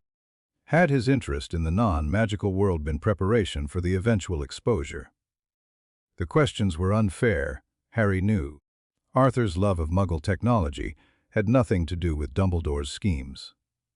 But public opinion was rarely fair, and the Weasley patriarch had become a convenient target for people who needed someone to blame. Molly had been photographed crying outside the burrow, surrounded by reporters shouting questions about betrayal and loyalty and how much gold it took to sell out the boy who lived. The image had been on the front page of every newspaper in Britain. The other Weasley children had responded in different ways. Bill and Charlie, safely distant in Egypt and Romania, had issued formal statements expressing shock and disappointment in their parents' choices. Percy, ever the ministry man, had resigned his position in protest before anyone could fire him. Fred and George had closed their shop temporarily, unable to operate under the constant harassment from customers demanding to know if they had been part of the conspiracy. Ginny had approached Harry once, 3 days after the truth came out. Her face had been pale, her eyes red from crying, her hands shaking as she stood before him in the entrance hall. "I didn't know," she had said. Her voice was barely a whisper. "Harry, I swear, I didn't know. Mum and Dad never told us. Ron never said anything. I thought we were your friends because we wanted to be." Harry had looked at her for a long moment. Ginny Weasley, who had been possessed by Voldemort in her first year. Ginny Weasley, who had fought beside him in the Department of Mysteries. Ginny Weasley, who had kissed him after a Quidditch match and made him feel, briefly, like a normal teenager. "I believe you," he had said finally. The relief on her face had been painful to see. "But I can't be around your family right now," he had continued. "Maybe not ever. What your parents did, I don't know if I can forgive that. I don't know if I want to." Ginny had nodded, tears spilling down her cheeks. "I understand." She had walked away, and Harry had not spoken to her since. Ron himself had been stripped of his prefect status. Hermione, too, for her role in administering the suppressants. The investigation had revealed that she had been the one to actually put the potions in Harry's food. Measuring doses with the same precision she brought to her academic work, keeping meticulous records of effectiveness and side effects. She had approached Harry once as well, 4 days after the broadcast. Her face had been different from Ginny's, not tearful but defiant. Her jaw set in the stubborn expression he recognized from years of arguments. "I was trying to protect you," she had said. "Dumbledore explained what you were, what you could become. He said the suppressants would keep you safe." Keep everyone safe. You drugged me for 6 years, Hermione. I helped manage a dangerous situation. You don't understand what Galvan intelligence looks like uncontrolled. Dumbledore showed me the records. The destruction they can cause. The arrogance. The contempt for lesser beings. I was trying to give you a chance at a normal life. Harry had stared at her. This girl who had been his friend since first year, who had helped him through trials and adventures, who had always been the voice of reason and research in their little group. You decided I was too dangerous to be allowed to think clearly, he had said quietly. You decided that for me, without asking, without telling me. You decided that your judgment about my life was more important than my own. Hermione's defiance had flickered. I was trying to help. You were trying to control. There's a difference. He had walked away, and he had not spoken to her since either. Ron and Hermione were still at Hogwarts, technically. They had not been expelled. Harry had made sure of that, but they were pariahs now. Shunned by their housemates. Whispered about in the halls. Living examples of what happened when you betrayed the boy who lived. Harry had seen Ron once, in the days after the truth came out. The redhead had been sitting alone in the common room, staring at nothing. His face gray with something that might have been guilt, or might have been self, pity, or might have been simple exhaustion. Harry had walked past without speaking. There was nothing left to say. 1 month after the Battle of Hogwarts, Harry stood on the astronomy tower and watched the sunset. The sky was painted in shades of orange and pink and gold, colors bleeding into each other like watercolors on wet paper. The sun was sinking behind the mountains to the west, casting long shadows across the grounds, turning the black lake into a mirror of fire. It was beautiful. It was peaceful. It was almost impossible to believe that a month ago, this same sky had been the color of dried blood. The repairs were nearly complete. The courtyard had been restored, the massive chasm converted into a proper staircase that spiraled down to Undertown. The damaged buildings had been rebuilt, some with traditional magic and some with alien technology, creating an architectural style that was neither purely wizarding nor purely Galvan, but something new. The wards had been reconfigured. Powered now by voluntary energy donations from both communities, rather than a parasitic drain that had been slowly killing the people below. Harry could feel the new wards humming at the edge of his enhanced perception. They felt different from the old ones. Cleaner, more equitable. A partnership instead of a theft. The school was changing. Alien students had begun to enroll. Children from Undertown who wanted to learn magic alongside their human counterparts. They sat in classes next to purebloods and muggleborns, learning transfiguration and charms and potions. Their different physiologies, sometimes requiring modified teaching methods, but their enthusiasm for knowledge universal. Wizarding students were taking optional courses in alien technology and culture, learning about species that had been hiding beneath their feet for generations. The house tables in the Great Hall had been expanded to include a 5th section, designated not by magical sorting, but by choice, where beings from Undertown could sit and eat and socialize with their wizarding classmates. The house, elves had learned to prepare food for a dozen different species, their natural adaptability serving them well in a kitchen that now required knowledge of alien dietary requirements alongside traditional British cooking. It was not perfect. There was resistance, fear, prejudice that ran deeper than legislation could reach. Some pure-blood families had withdrawn their children from Hogwarts entirely, refusing to let them study alongside non-humans. Some beings from Undertown viewed the wizards with suspicion, born of 1,000 years of hiding, unwilling to trust that the surface dwellers had truly changed. There had been incidents, protests, a few cases of violence on both sides that the neo-plumbers had been forced to address. But it was progress. Real, tangible progress toward a world that Harry's father had dreamed of creating. a bridge between communities that had been isolated for far too long. The door to the tower opened behind him. Harry did not turn around. He had heard her footsteps on the stairs, had tracked her approach by the familiar rhythm of her breathing, and the scent of lavender that always clung to her hair. His enhanced senses made it impossible to be surprised by anyone he knew well. "I thought I might find you here." Harry smiled.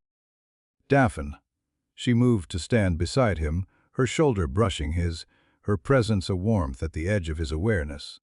She was wearing Muggle clothes tonight, jeans and a green sweater that brought out the color of her eyes, and she looked more relaxed than Harry had ever seen her. The Ice Queen mask was nowhere in evidence. The constant tension that had held her shoulders rigid for years had finally begun to ease. "The ceremony went well," she said, looking out at the sunset. "The Necrophrygian ambassador was pleased with your speech. He said you spoke like one of them, like someone who truly understood what they had lost and what they hoped to gain." "I said what needed to be said. Nothing more." "You said more than that." She turned to look at him, her blue eyes soft in the fading light. "You gave them hope, Harry. Real hope. For the first time in generations. The beings of Undertown have spent 1,000 years watching their people die slowly, watching their children grow weaker, watching their future slip away. And now, because of you, they have a chance." "I just changed the wards. Anyone could have done that. Anyone could have tried. You succeeded. There's a difference." She paused, a small smile playing at the corner of her lips. "Besides, you did a bit more than just change the wards. You destroyed a Dark Lord, exposed a conspiracy, revolutionized wizard-alien relations, started an international incident that's still making headlines in 17 countries. When you put it that way, it does sound rather impressive." "It was impressive." Her voice softened. "You were impressive." They stood in comfortable silence for a while, watching the last rays of sunlight fade from the sky. The first stars were beginning to appear, real stars this time, not the bioluminescent fungi of Undertown's artificial sky. Harry found himself cataloging them automatically, his enhanced perception picking out distant galaxies and nebulae that human eyes could never see. Somewhere out there, across the vast gulf of space, was the dimension his father had come from, the world of the Galvans.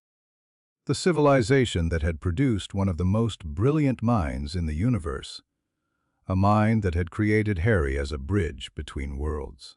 "I've been thinking," Daphne said, breaking the silence, "about what comes next. And the Neo-Plumbers will need leadership. People who understand both worlds, who can navigate the politics and the prejudice and the sheer bloody-mindedness of beings who have been enemies for longer than anyone can remember." She paused, choosing her words carefully. "People who can see the big picture and the small details. People who know when to fight and when to negotiate. People who won't give up when things get difficult." "That sounds like a job description." "It is." She met his eyes. "I want to be part of that, Harry. Not as an ally of convenience. Not as someone who's useful because of my family connections or my political knowledge. As a partner. A real partner in everything that matters." Harry looked at her. This girl who had seen him at his worst and stayed. Who had followed him into an alien city without hesitation. Who had fought beside him and bled beside him and helped him tear down a world order that had stood for centuries. "There's something you should know first," he said. "What?" "I'm still learning what I am, what I can do. The ultimate form. The thing I became when I fought Voldemort.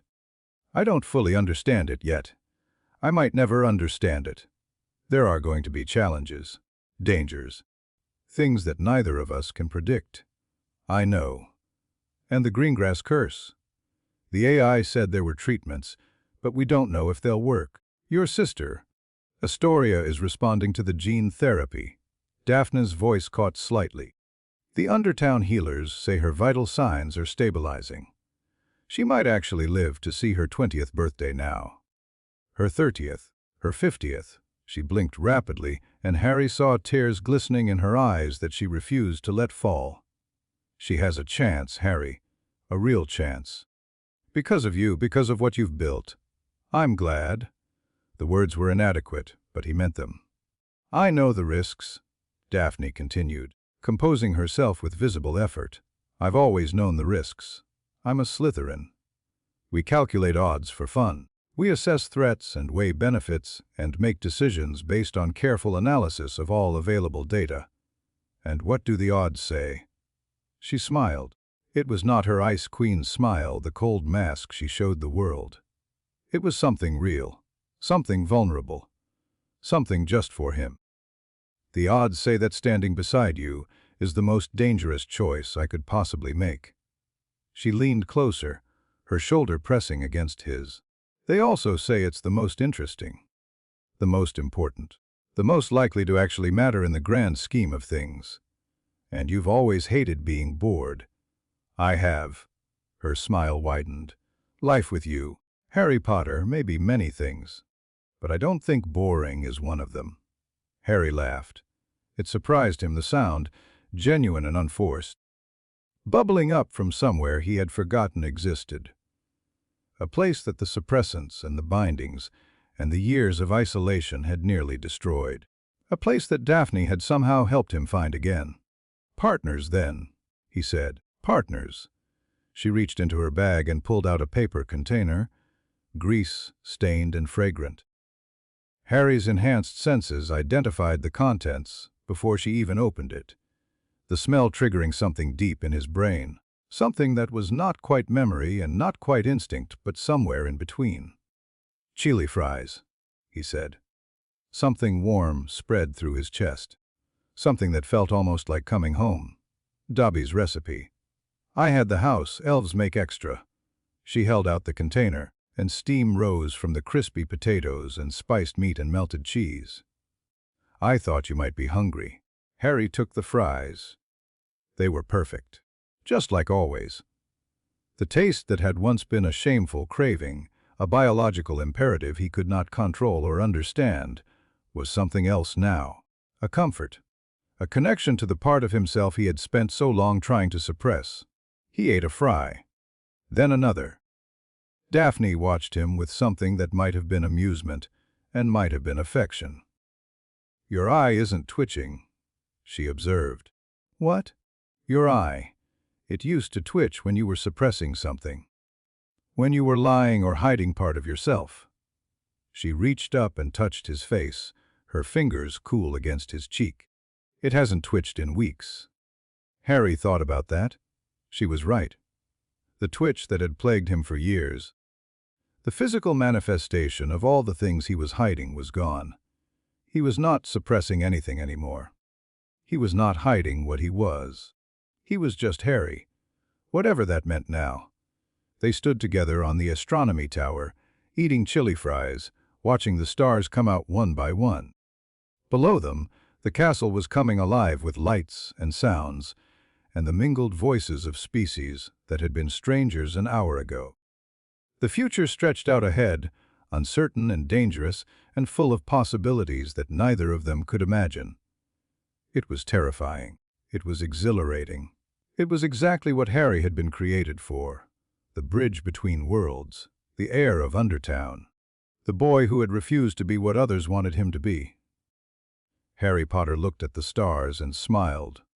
Somewhere out there, across dimensions and realities and the vast gulf of space, his father had dreamed of a future where different species could coexist, where the barriers between worlds could be bridges instead of walls, where someone could stand at the intersection of magic and science, human and alien, and bring them all together. That dream was finally coming true. Daphne slipped her hand into his, her fingers interlacing with his own. Neither of them spoke. They did not need to. The silence between them was full of understanding, of shared purpose, of something that might have been the beginning of something more. Below them, in the castle, and in the city beneath it, two worlds were learning to live together. There would be setbacks, failures, Moments when it seemed like the old hatreds would never die. But there would also be successes, friendships. Moments when the impossible became ordinary and the barriers that had seemed insurmountable simply melted away. The future was uncertain. The future was dangerous. But it was also finally beginning. And Harry Potter, son of ALBEDO, heir of Undertown, bridge between worlds, was ready to face it, whatever came next.